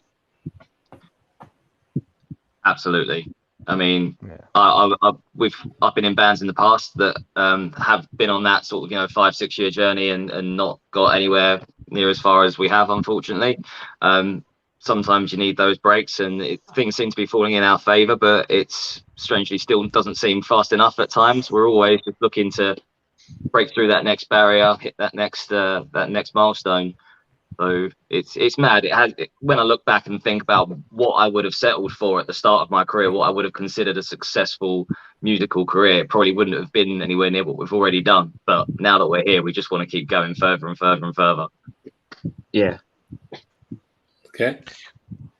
Cool. Pete, do you have a question? I think Pete had a question, did he? Yeah, I was just going to ask. Obviously, we talked about your sort of special venue, your favourite venue that you'd like to sort of play.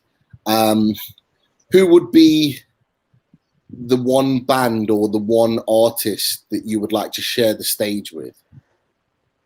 This is definitely a different one for everyone in the band. This is definitely a different one, but for me, I keep on, every time we've been asked it recently, I've said, I just really want to play a gig supporting the Amazons, who are like quite a current band. If you haven't heard of them, check them out. And then all the boys say to me, out of all the bands, if it was like a dream gig to support someone, they're amazing, but we could like support like Arctic Monkeys or Muse, or so I know for Bill it would be Muse, and in theory we probably should go for the most biggest ambitious support slot. But for me, at the moment, Amazons. I think Bill will tell you it's Muse for him. Never heard of Amazons, but definitely heard of Muse. Love Muse. Yeah, big Muse. Always have been. Plug and play, baby. Okay, lads, I think it's time to get another one of your tunes on, and I'm going to be selfish and I'm going to go for my tune. I'm going to go for Calling. So just be careful of the video now. This is kind of what you'd expect if you were an Amazon, or sorry, not Amazon in the head now. If you were an Avon door-to-door salesman, this is the kind of life you would lead. You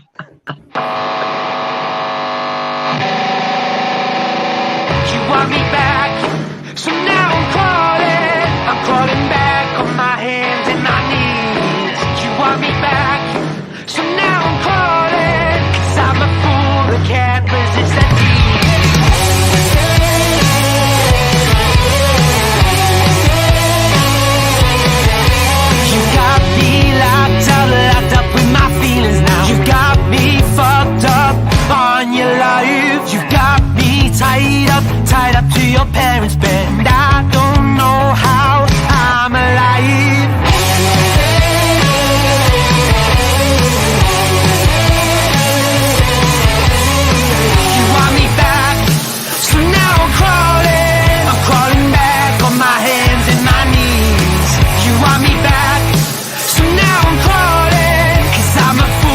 can't resist that tease.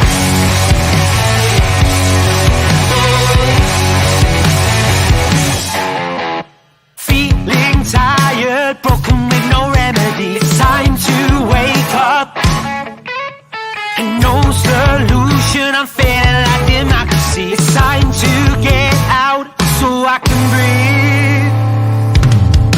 You want me back, so now I'm crawling back on my hands and my knees. You want me back, so now I'm crawling, 'cause I'm a fool that can't resist the tease. You want me back, so now I'm crawling back on my hands and my knees. You want me back, so now I'm crawling, 'cause I'm a fool that can't resist that tease.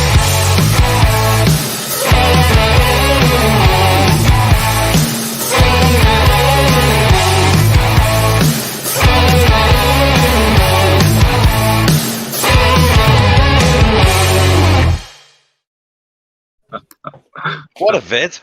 What a vid! What a tune! What a tune! What a video! Yeah. I'm not allowed to read out the private comments chat that's going on Yeah, here. no, let's not do that. X-rated No. stuff. No. Tom has got a very wide smile there all of a sudden in between the chat and watching that video again. That's all I'm saying.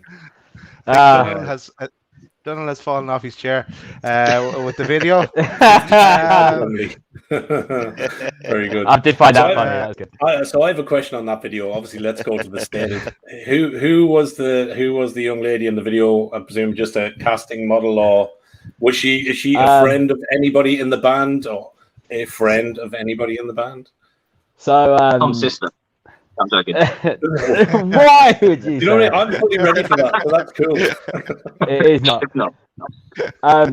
So my fiance, she does like fitness pole, and that's her instructor. So friend. See, now to be fair, Billy's sister thing was more plausible than that. Yeah. How did the fiance take that, Tom? Well, when the producer of the video said what the plan for the video was, I think she wanted it to be someone that she knew and could trust, kind of thing. So she took it well. It's gone out. I mean, she's still with me, and the video's been released, so we're good. Well, that's good, mate. That's good. That's a fair point. Then that's a great. It is a great video, and it's a great tune, Daz. Yeah. So, and I think that's the thing with the tunes that we've got loaded up. Like, you know, what certainly all the tunes I've listened to from you lads, it's actually really hard to choose one. Like for me at the minute, New York Paranoia is my kind of go-to. But like, I love all the tunes. There's not one that I've played through that I've gone, I actually like them all. You know, they're all something you can just whack on and kind of walk away and crack on and just really get into. So yeah, I think that's a credit to you guys that the tunes are all really likable for me. Thank you very much. I'd agree with that, Mark, because I would say, like, obviously you like New York Paranoia, Daz likes Qual. My two favorites are Casual and Shrink. So do you know what I mean? I think that goes to show that the songwriting is, you know, of a high standard. That there's different like versions of each type of song. There's not like it's not pigeonholed for everybody. Yeah. It's you know, it appeals to a wider audience as well. Do you know what I mean? And I think I don't know if that's like some of Tom's previous side where he's got his acoustic side as well, where there's some slightly toned down but still got the rock vibe to it. But then obviously you've got like Crawling, which is, you know, the up-tempo, loud guitars and stuff like that. So I think there's something that appeals to everybody that you've done so far in your back catalogue. And do you know what? You can see a lot of time and a lot of effort and a lot of thought's gone into the videos as well. And I know the videos, you know, may not always be seen, but it really makes a difference. Like, I really enjoyed that first video and like the little bit at the end as well. And obviously, you know, the second video wasn't bad either, was it? So it's good. It's good when you see you hear a great song and you get a great video with it as well. It does make a big difference. It's like it's good. It's great production. Yeah, you know what I mean? exactly. So it's like, yeah. have a great tune. I think, you know, obviously I'm not in a band, but like, you know, if you have a great tune, I think you kind of always have to have the finished article, which I think if, you know, you can have a fantastic tune, but I think you need to have something else alongside it, you know, media wise that kind of gives you the finished article. And I think certainly again, from what I've watched and certainly the 2 videos we put up so far for people, I think you've seen 2 really good finished articles, both tune-wise and production-wise from the guys. And just on that note, lads, I think we should probably go for another one because we've got 3 left to play and then half an hour to play it and get the quiz in. So, Richie, you pick next one. What are you going for? You said Casual and Shrink were your 2 favorites. Pick one. Oh, go for Shrink. Here's Shrink. Good call. I need to get some rest. It's all in my head. I need to get some sleep and just learn to breathe. Well, that's what she said. I need to take some time and take the weight off my mind, because I'm losing touch. This is all too much. Oh, this is my life in decline. She's trying to help with my mind. She's trying to fix what she finds. But I don't think it's helping at all. No, I don't think it's helping at all. I take it. They say I'm never shaky. I'm fighting with no energy. I am my worst enemy. I take it. They say I'm never shaky. I'm fighting with no energy. I am my worst enemy. I'm giving it all that I have. I'm leaving it all where I stand. But I am really moving it all. No, I am really moving it all. Where did I get so lost? It's like my mind's tying knots. While my life comes undone, my head's on the run. I'm running with these thoughts I've got. How do I stop these clocks? Rolling on while I just get blocked from the life that I want, the things I've not got. I'm feeling like a laughing stock. She's trying to help with my mind. She's trying to fix what she finds. But I don't think it's helping at all. No, I don't think it's helping at all. I take it. They say I'm never shaky. I'm fighting with no energy. I am my worst enemy. I take it. They say I'm never shaky. I'm fighting with no energy. I am my worst enemy. I'm giving it all that I have. I'm leaving it all where I stand. But I am really moving it all. No, I am really moving it all.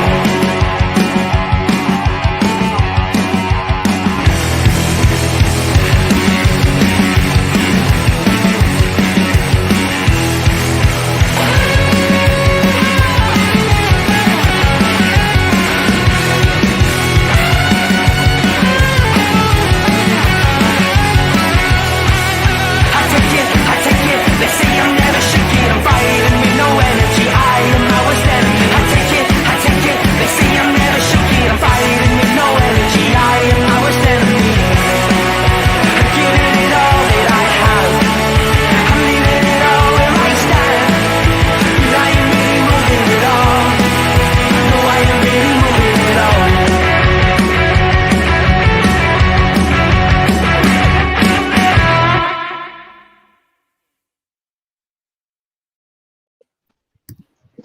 Another great tune, lads. Quality, boys. Quality. Good pick, Richie. That's 3 from 3. 3 from 3. Do you know what? Just Thank before you. we go on to the football, do you know what the really good thing about this, having like 5 songs in the system that we all love? All 5 get to go onto the loaded playlist. So Yeah. basically, lads, what happens is every single band that comes on, every song that's featured in the show gets put on our playlist. So every single artist we've had on, all the songs are in one place, so you can just listen to fantastic music on one playlist, and you're supporting some fantastic unsigned or signed new music. So everyone, obviously on the Way Day Radio, get download and get listening to all these fantastic songs, and there'll be 5 of the fantastic songs from Tom Lumley and the Brave Liaison added after the show tonight. And do you know what, Rich? Just to add into that, was it last week or the week before? We actually had bands like discussing amongst each other in the chat, you know, linking up to like arrange supporting each other and stuff. So it's great to have, you know, that facility on Spotify where, you know, you might listen to other bands and think, oh, they sound good, and then who knows, it might then form a connection, and then, you know, things could progress from there. Yeah, definitely. Goes to each other and so on and so forth. We'll go to the quiz, lads. Yeah, let's see how good these lads are. Chris, are you ready? I'm ready. Okay, here we go. Drink of water. Load of quiz 2. That was on purpose. I saw him drinking the water. So here's the leaderboard. Have we had anyone on the leaderboard for a while? No, we've changed it a few times. We haven't gone updated it. But yeah, Chris, talk us through the leaderboard. Okay, mate. So the leaderboard, as it stands, we've got Dictator top. Now, boys, I hate to worry you here, but Dictator top with 20 points, which is the maximum points you can score. So that the basically you got to struggle to beat them, but you can certainly match them. In second, we've got the Drift with 18. In joint third, we've got the Outcharms and Felix Hill with 17. We've got the Void in fifth with 16. We've got Garden Party in sixth with 15. And we've got Jack Cattell in seventh with 14 points. And let's see how Tom Lumley and Bang get on. So this is coming up now, boys. And I think it's Pete that's running the questions tonight. Pete is the So So what I've done is I've just alternated the questions. So one will be Chelsea, one will be West Ham. Feel free to discuss and chip in with each of them if you know it. Not gone too deep. So and there will be some questions where I'll give you a question, and then there'll be an opportunity for a bonus point. Okay. Okay. So all right. You ready? Yeah. I feel like I'm going to let Bill down now. God. Don't worry. We can both let's start because it starts with Chelsea. All right. Okay. So, question one. Who was Jose Mourinho's most expensive signing during his 2 spells as manager? So, who was the player who was the most expensive signing during his 2 spells at the club? I know from the first spell, but I'm trying to think about the second. You got anything in your head, Bill? I'm trying to think who he signed with him second time round. Okay, Bill's in think composed. I'll narrow it down for you. It was during his first spell. Oh, blimey. He was drawing his first, so it's in the second, which is what I thought. No, it was during his first spell. Oh, it was during his first spell. Got you. Yeah. Personally, for me, Bill, I'm thinking Shevchenko was in Jose Mourinho's, and he was definitely our most expensive signing. Is that your final answer? If Bill's happy to go with it, I've got a feeling I'm pretty confident. I think. Hey, I'm going to be. No. I'm going with Sheva. Okay, that is correct. Oh, I see what. Go on. Yeah. What was that? Sorry. No, I was going to say, go on. You were going to say something. That's what I thought from the get-go, was that it was Sheva, because I don't think he got beaten until like Kepa, which was ridiculous. Oh yeah. Yeah, it was crazy. But most expensive signing from Mourinho, and he didn't even want the player. No, Roman. Okay, question 2 for West Ham. Okay, so kind of linked to the club that we support. So, loaded boys, you'll probably know some of the answers to these. Okay, question 2. Name 4 players that have played for both West Ham and Newcastle United. Okay. Nobby Solano. Okay. I want to say Mo Diame. Correct. Both Nobby Solano and Diame are correct. 2 more. And big man Andy Carroll. That's correct. Number 3. 1 more.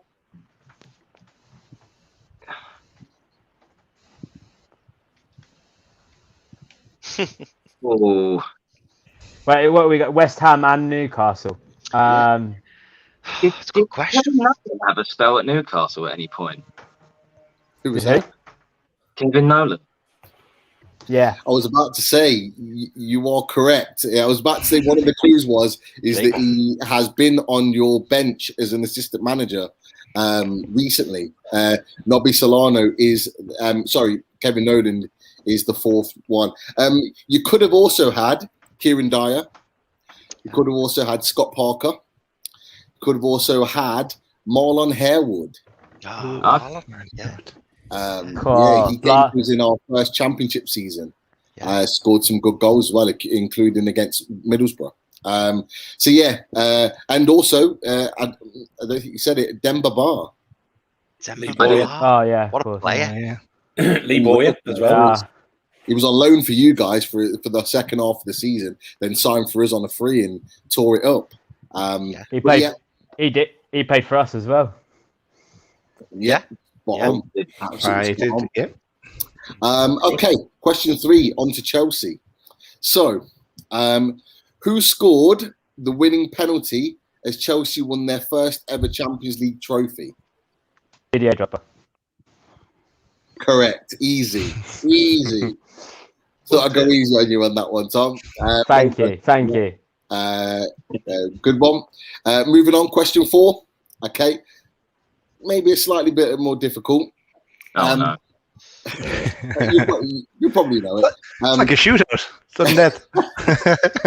What is the capacity crowd at the Olympic Stadium?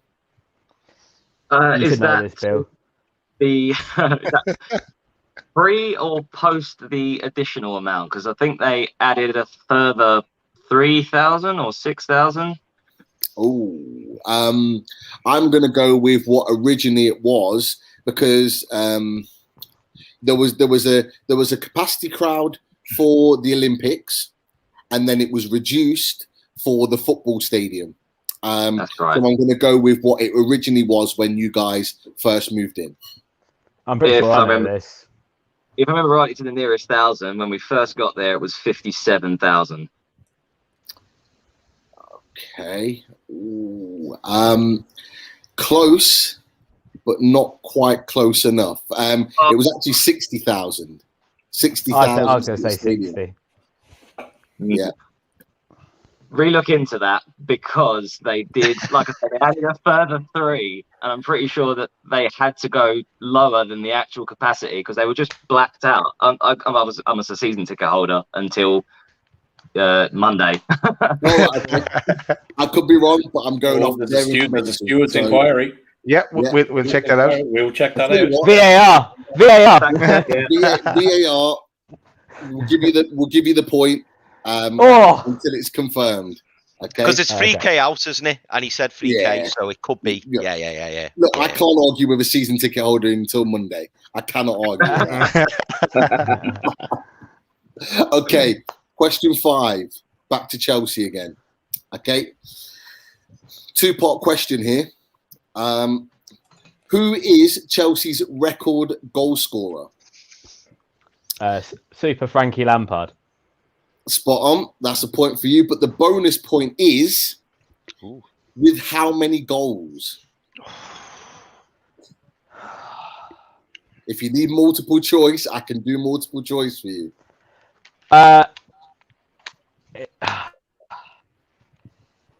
You may want to get give me. I'll take it. I think I know, but I'll take the multiple choice to be sure. Okay.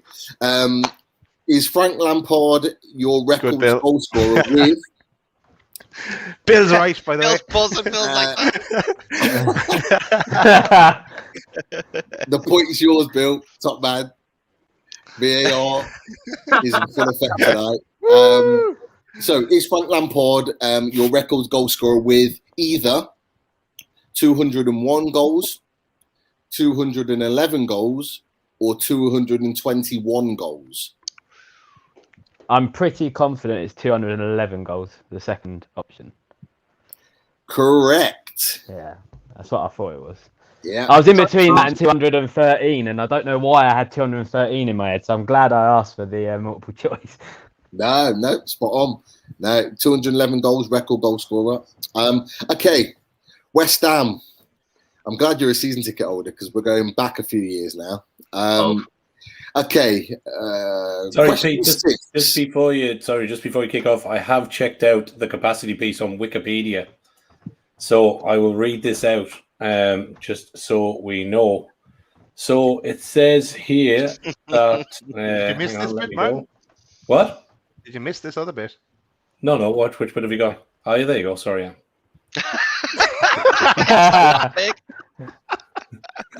Actually, wasn't. I wasn't even looking at Wikipedia. I was looking at Pornhub. Hang on, let me just do a double check. I just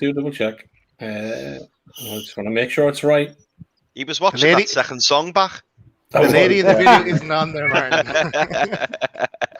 Has that made it to Pornhub? Yeah, okay. 50 over 2000, open in 2012. Holds 80,000 for the Olympics and Paralympics. Reopened in July 2016 with 66,000 seats, but with a capacity for football limited to 60,000 under the terms of the lease. Sorry, Martin. Goodbye. That was amazing. We have to move on. We We answered that question like 10 minutes ago. He's still going on about it. Still got it right. We proved it. We went to VAR. We're not going to check it again. Daz, I'm waiting just to let you know, Daz. I'm waiting for the replay, but Italy have gone 3-0 up, and it looks like it was Ciro Immobile. Here we go. It comes on here. It was Chris. Oh wow! It's one heck of a strike. Yeah. The keeper. I mean, to be fair, the keeper should have saved it. But hang on, let me just check Wikipedia and see if that was Immobile or if it wasn't. Okay, right, I'm going to move on. Question 6.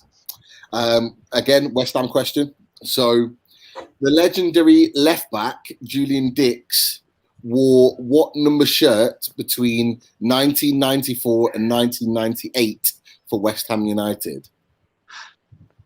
This is cruel. That's me between the ages of 1 and 5. Billy, I'm pretty confident I know this, mate. Oh, go on. It's a single number. I've got a feeling it's 3. It was either 3 or 6. I don't know why, but it's one of those two. I'm pretty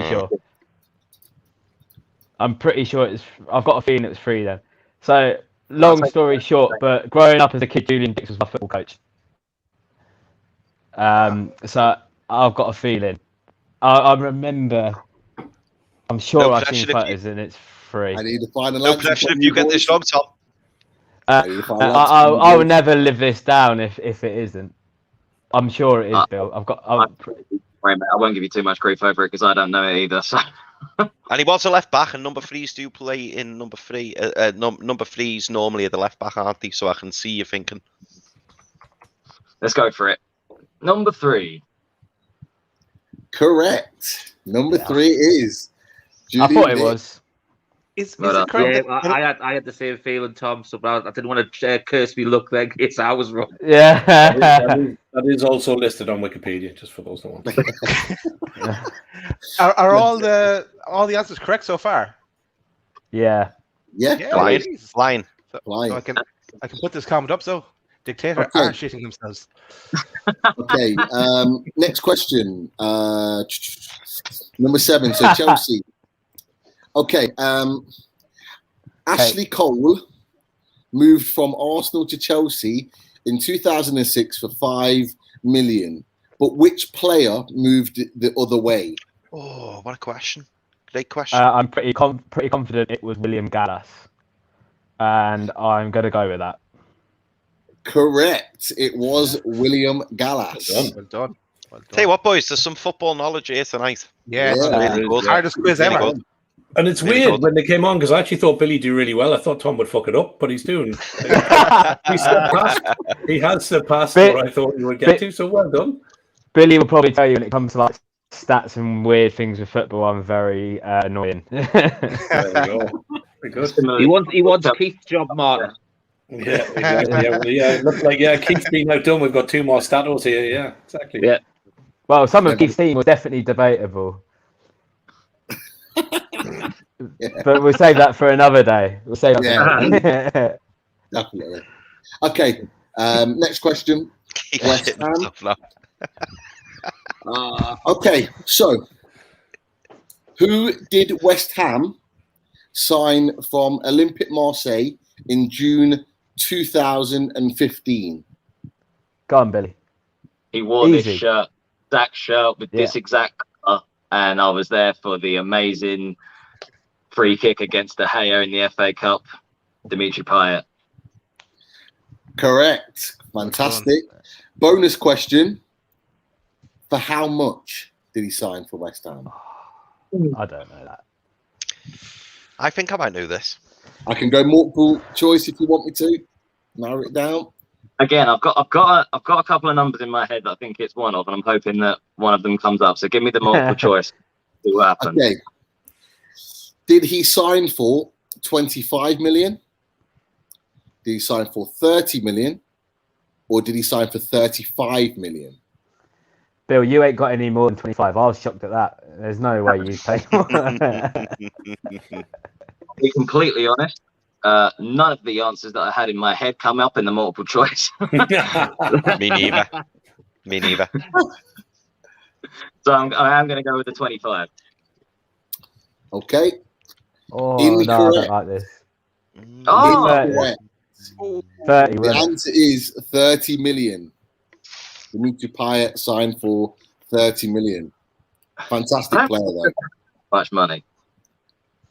I know we spent silly amounts on Sebastian Haller. Yeah. You've got the money. You've got the money. So, yeah. 30 million was the answer. So you got one out of the two. You got one out of the two.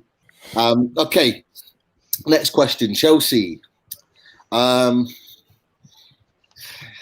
Now I know how knowledgeable you are. This is going to be easy for you. No, mate, I'm going to mess it up now. You said that. Did I say that intentionally? In 2012, after your Champions League triumph, Chelsea signed Eden Hazard, but from which French club? From Lille. That is correct. It was from Lille. Okay. Next question. West Ham again. In 2016, West Ham played their last game at Upton Park, but who did they play against? Manchester United. Easy peasy. Fucking hell. That is Boom. quality. Yeah. Boom. Pete, you're shit at this quiz, Lark. I like the questions. Better than you. I knew that was coming. Marty's becoming predictable now because I knew that comment was coming at some point. Bonus question, Bill. Bonus question. What was the score? There you go. 3-2. Top man. Smashed it. Yeah. Well done. And then they had the Cockney Rejects playing live on Sky Sports Uppers. What a shambles that was. They were awful. Quality. Lads, we have to get 2 songs in as well in the next 7 minutes. Do we want to take a break? Only got a couple left. Okay, right, go for it. Let's go. Let's finish off the quiz. All right. So, next question. Chelsea. Kai Havertz signed for Chelsea from Bayer Leverkusen for how much? Sorry, you're breaking up, Pete. Kai Havertz signed for Chelsea from Bayer Leverkusen for how much? I can't. I'm not getting it. You might have to type it to me. Here we go. Kai Havertz. Kai Havertz, how much did he sign for? How much did he sign for? He signed for 75 million. That's the number I had in my head too. Glad you said that. Okay. We lost him. Yeah. That was like phone a friend who wants to be a millionaire. I can't play on this show because I am royally. The answer is actually 89 million. It's rubbish, isn't he, Tom? Yeah, he was Bill right. Stew and the Brave Liaison. 89 mil. Are we talking euros or pounds here? Said 89 million. Said 89 million pounds. Okay, cool. Okay. Last one, and it's for you, so we'll crack on. Who are the previous 4 West Ham managers, not including David Moyes currently? Manuel Pellegrini. Yep. Ex David Moyes first stint, if you want to count that. Okay. Slaven Bilic. Okay. Was it Fat Sam? I feel like I'm missing someone. Final answer, or do you want to think? Let's go for it. Let's see what happens. That is spot on, correct. In a row. So Pellegrini, ex-David Moyes, Slaven Bilic, and I put Big Sam, but you went Fat Sam. Same thing. They are the correct answers. So absolutely spot on. Boom. Loving the knowledge, Bill. Loving the knowledge, man. I'm surprised I know any of this. Didn't know. I'll be honest. Didn't know where to pitch it with both of you because didn't know how much of a supporters you were. But you guys smashed it. Fair play to you. Yeah, absolutely. Can I just VAR intervene again for Bill's benefit and Tom's benefit on Sky Sports Transfer Centre? I've just looked. Kai as well. Havertz joined Chelsea from Bayer Leverkusen for a fee of £75.8 million. It's not where I got my information, but I'm quite happy to do it. I'll give you that question. No To problem. be fair though, Pete. I've got to say, there's all there's all different figures. There's all a few different that, figures. I think the 90 million one's the euros though, because it varies between 85 million euros and 90 million euros. So Julie's put that up. Julie's got 89 was the euro total. All right, Pete, let's tot up the scores there. Daz, let's hit a tune while we're doing that so we get another tune in before away. Yeah, on the radio. Exactly. So we have a choice of casual or better than this. What are you having, lads? Go casual. We're leaving it as it's casual. Let's talking about it, it's simple. We're trying to disguise the issue. You want something more than this because you're hasty. And I don't think that you realise that you're hasty. I've been seeing signs, red flags are popping up all the time. It's something we don't talk about, it's just a sign of the times, we won't let it out. It's something we don't talk about, it's just a conversation we could do without.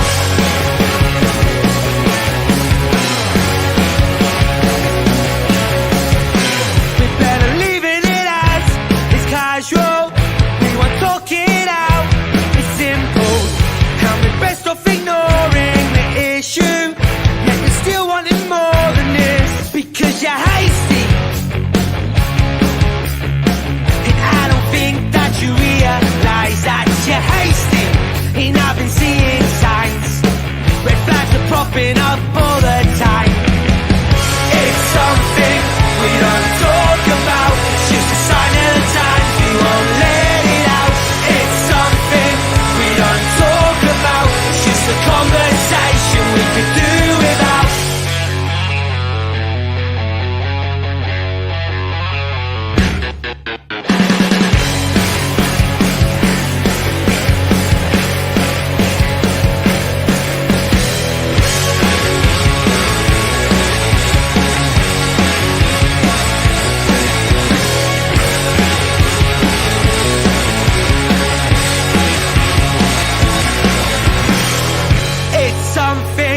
We don't talk about, it's just a sign of the times, we won't let it out.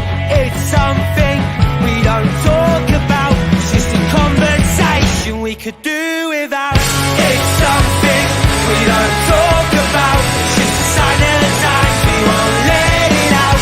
It's something we don't talk about, it's just a conversation we could do without.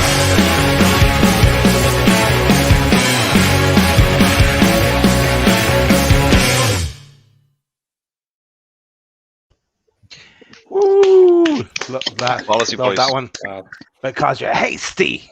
I completely forgot the interview on the band. I got so rapid.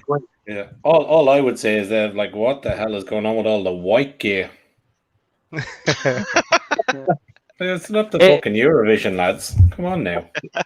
Add to it. Do you know what it is? Every video so far we put on, it kind of starts up and then like Billy just fucking gets into it, like the head going. Love it, man. Love it. We actually the day after, my neck is in bits. Yeah. No surprise, mate, to be fair. When we released that video, everyone kept saying we looked like E17 or whatever they're called.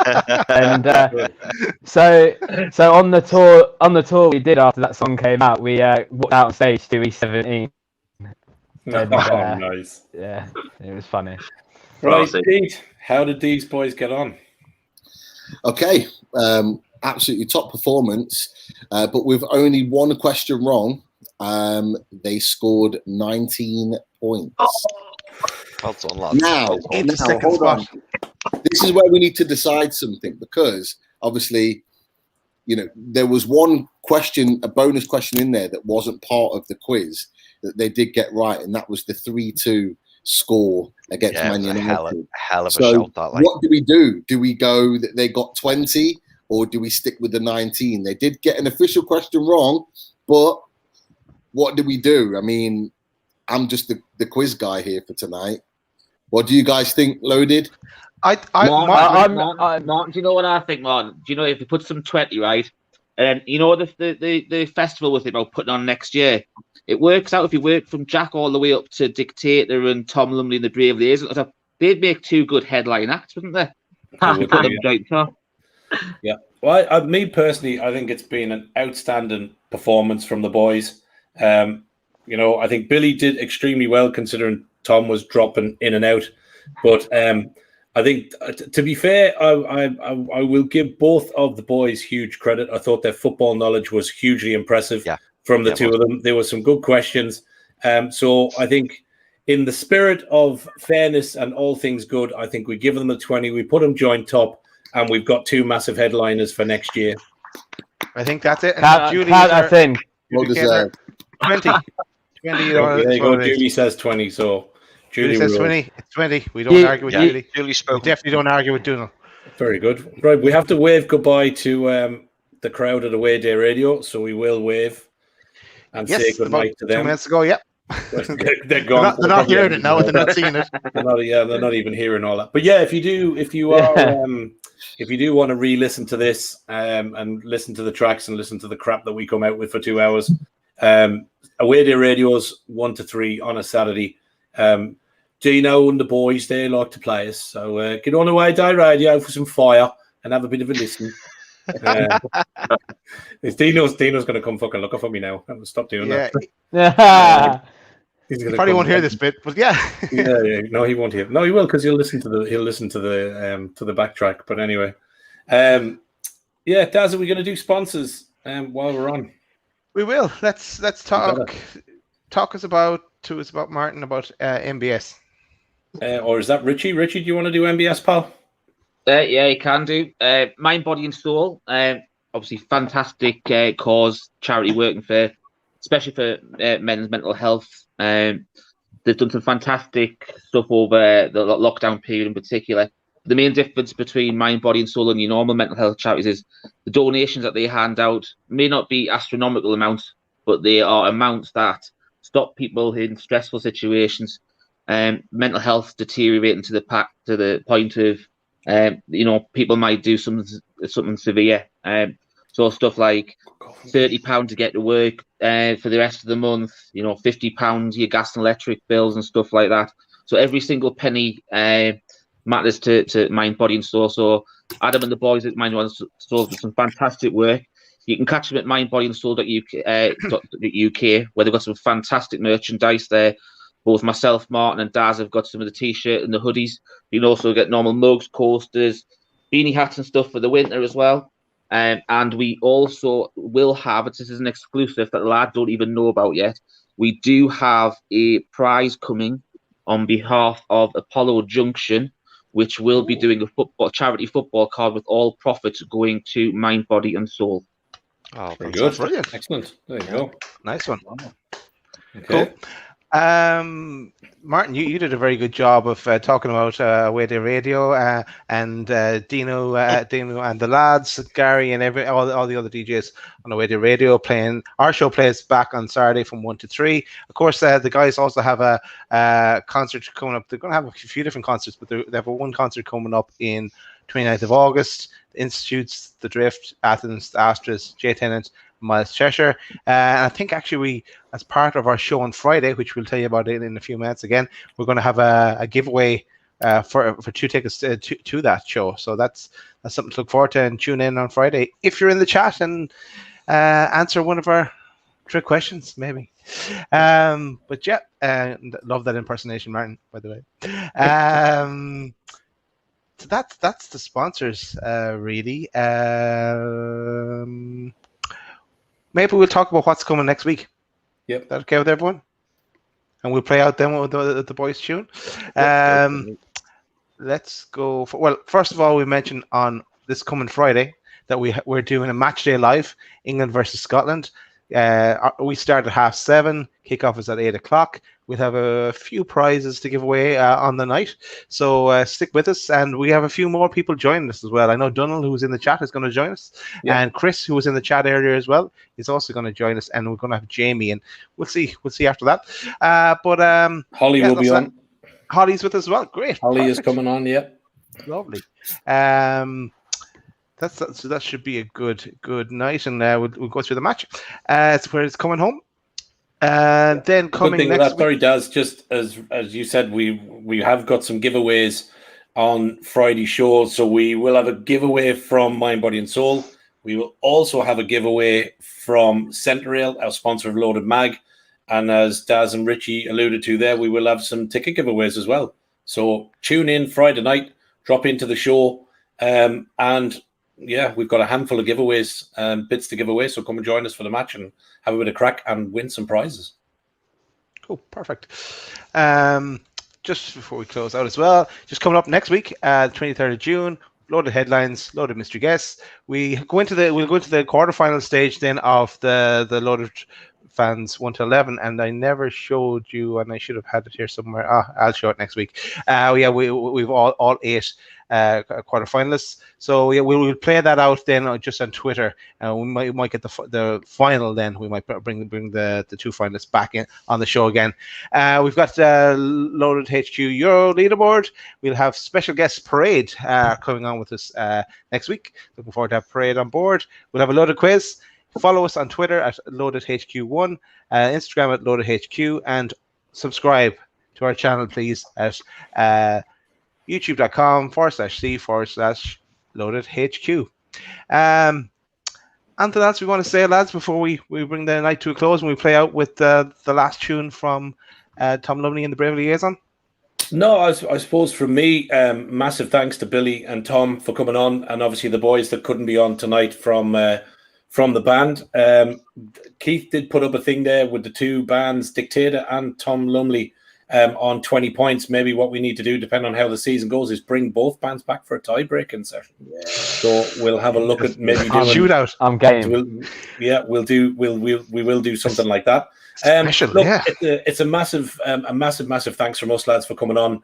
I was really looking forward to the night, and it hasn't let me down at all. The tunes have been massive.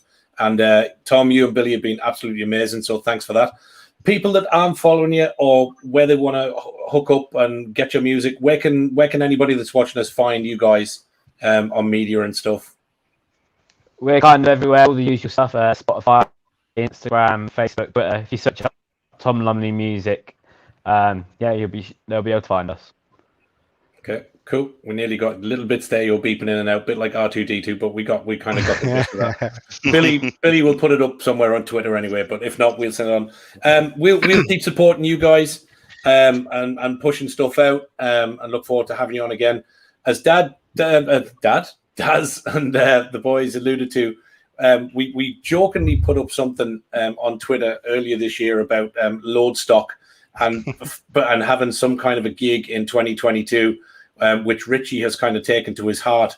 If we manage to persuade him, we have had most of the bands who've been on commit to coming and doing a set or doing something. If we crazily do manage to book something and get a venue in the UK somewhere, can we persuade you guys at some point next year to come and play for us and do something for us? Not a chance. No, I'm joking. Of course. Excellent. I think Tom cut out again there. Yeah. Billy was nodding. Yeah, we'll take. He's gone again. That's Tom gone again. Here we go. And yeah, I suppose the only last thing for me, obviously, most of the boys are in the UK. Me and Daz are over here in Ireland. As you do start touring, and I say this to all the bands, and you do start looking at places to gig and venue, will you please pray a visit to Ireland so that me and Daz can come out in the piss and hopefully catch up with you guys. But yeah, stick Ireland on the map and come over and see us if you'd be so kind. It's definitely somewhere we want to go. So we'll try our best. Yep, spot on. Nice one. That's it for me. So thanks very much, boys. Nice one, and good call there, Martin. Thank you very much. Ireland is already on the map, but yeah, come join us. Yeah, absolutely. Yeah. And yeah, just one little track before we play out your one, because it's only Wednesday, but it's always Friday, isn't it, Chris? It's Friday then, it's Saturday, Sunday, woo! I love that. I love it. They're just going to keep that going, aren't they? Yeah, I got to keep it going. going. You send a voice Not note like that, Chris Hall. You shouldn't play that because the boys might be tempted to let me join the band. Chris, I'm just waiting for the takeover to go through. We get invited by Amanda and my dad to go in the director's box, and you're doing that. Oh, mate, I tell you what, I'd do that in bloody Y-fronts, mate, if that takeover goes through. Wouldn't even care. You know what it is? You know, there's the next video. You look at Leicester winning the league. They had Andrea Bolicelli. Imagine Chris and his Y-fronts. He'd be like the most shithousery singer you've ever had at a gig. Right, come on, boys. Let's wrap up. Let's get this tune on. Say goodnight. Thanks to everyone for tuning. Cheers, thanks to Tom, Bill Billy, and thanks Tom very much, for guys. joining us. We'll keep Great tunes. And here's another one. Better than this. See you later, guys. Take care, everybody. Good night. See you See you next later. week. See you, folks. Thanks, guys. Thank you. Yeah,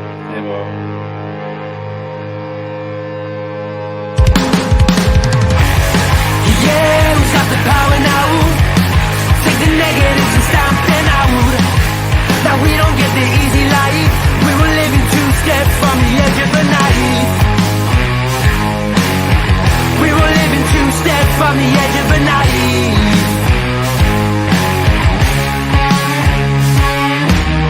It's like they say when we break down. We reach up for help and they let us drown. Now we're pulling up the roots of this old town, building it anew with a new sound. They must have known we want better than this. We'll take what's ours cause we're taking the risk. It's only the fools that think they're stopping it. It's only the fools that think they're stopping this.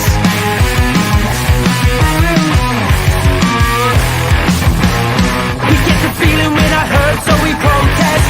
And the ignorant that live it as a process.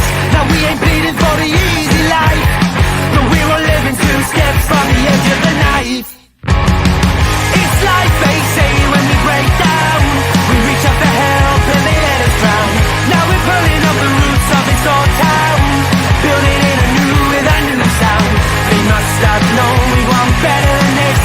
We'll take what's ours cause we're taking the risk. It's only the fools that think they're stopping it. It's only the fools that think they're stopping this.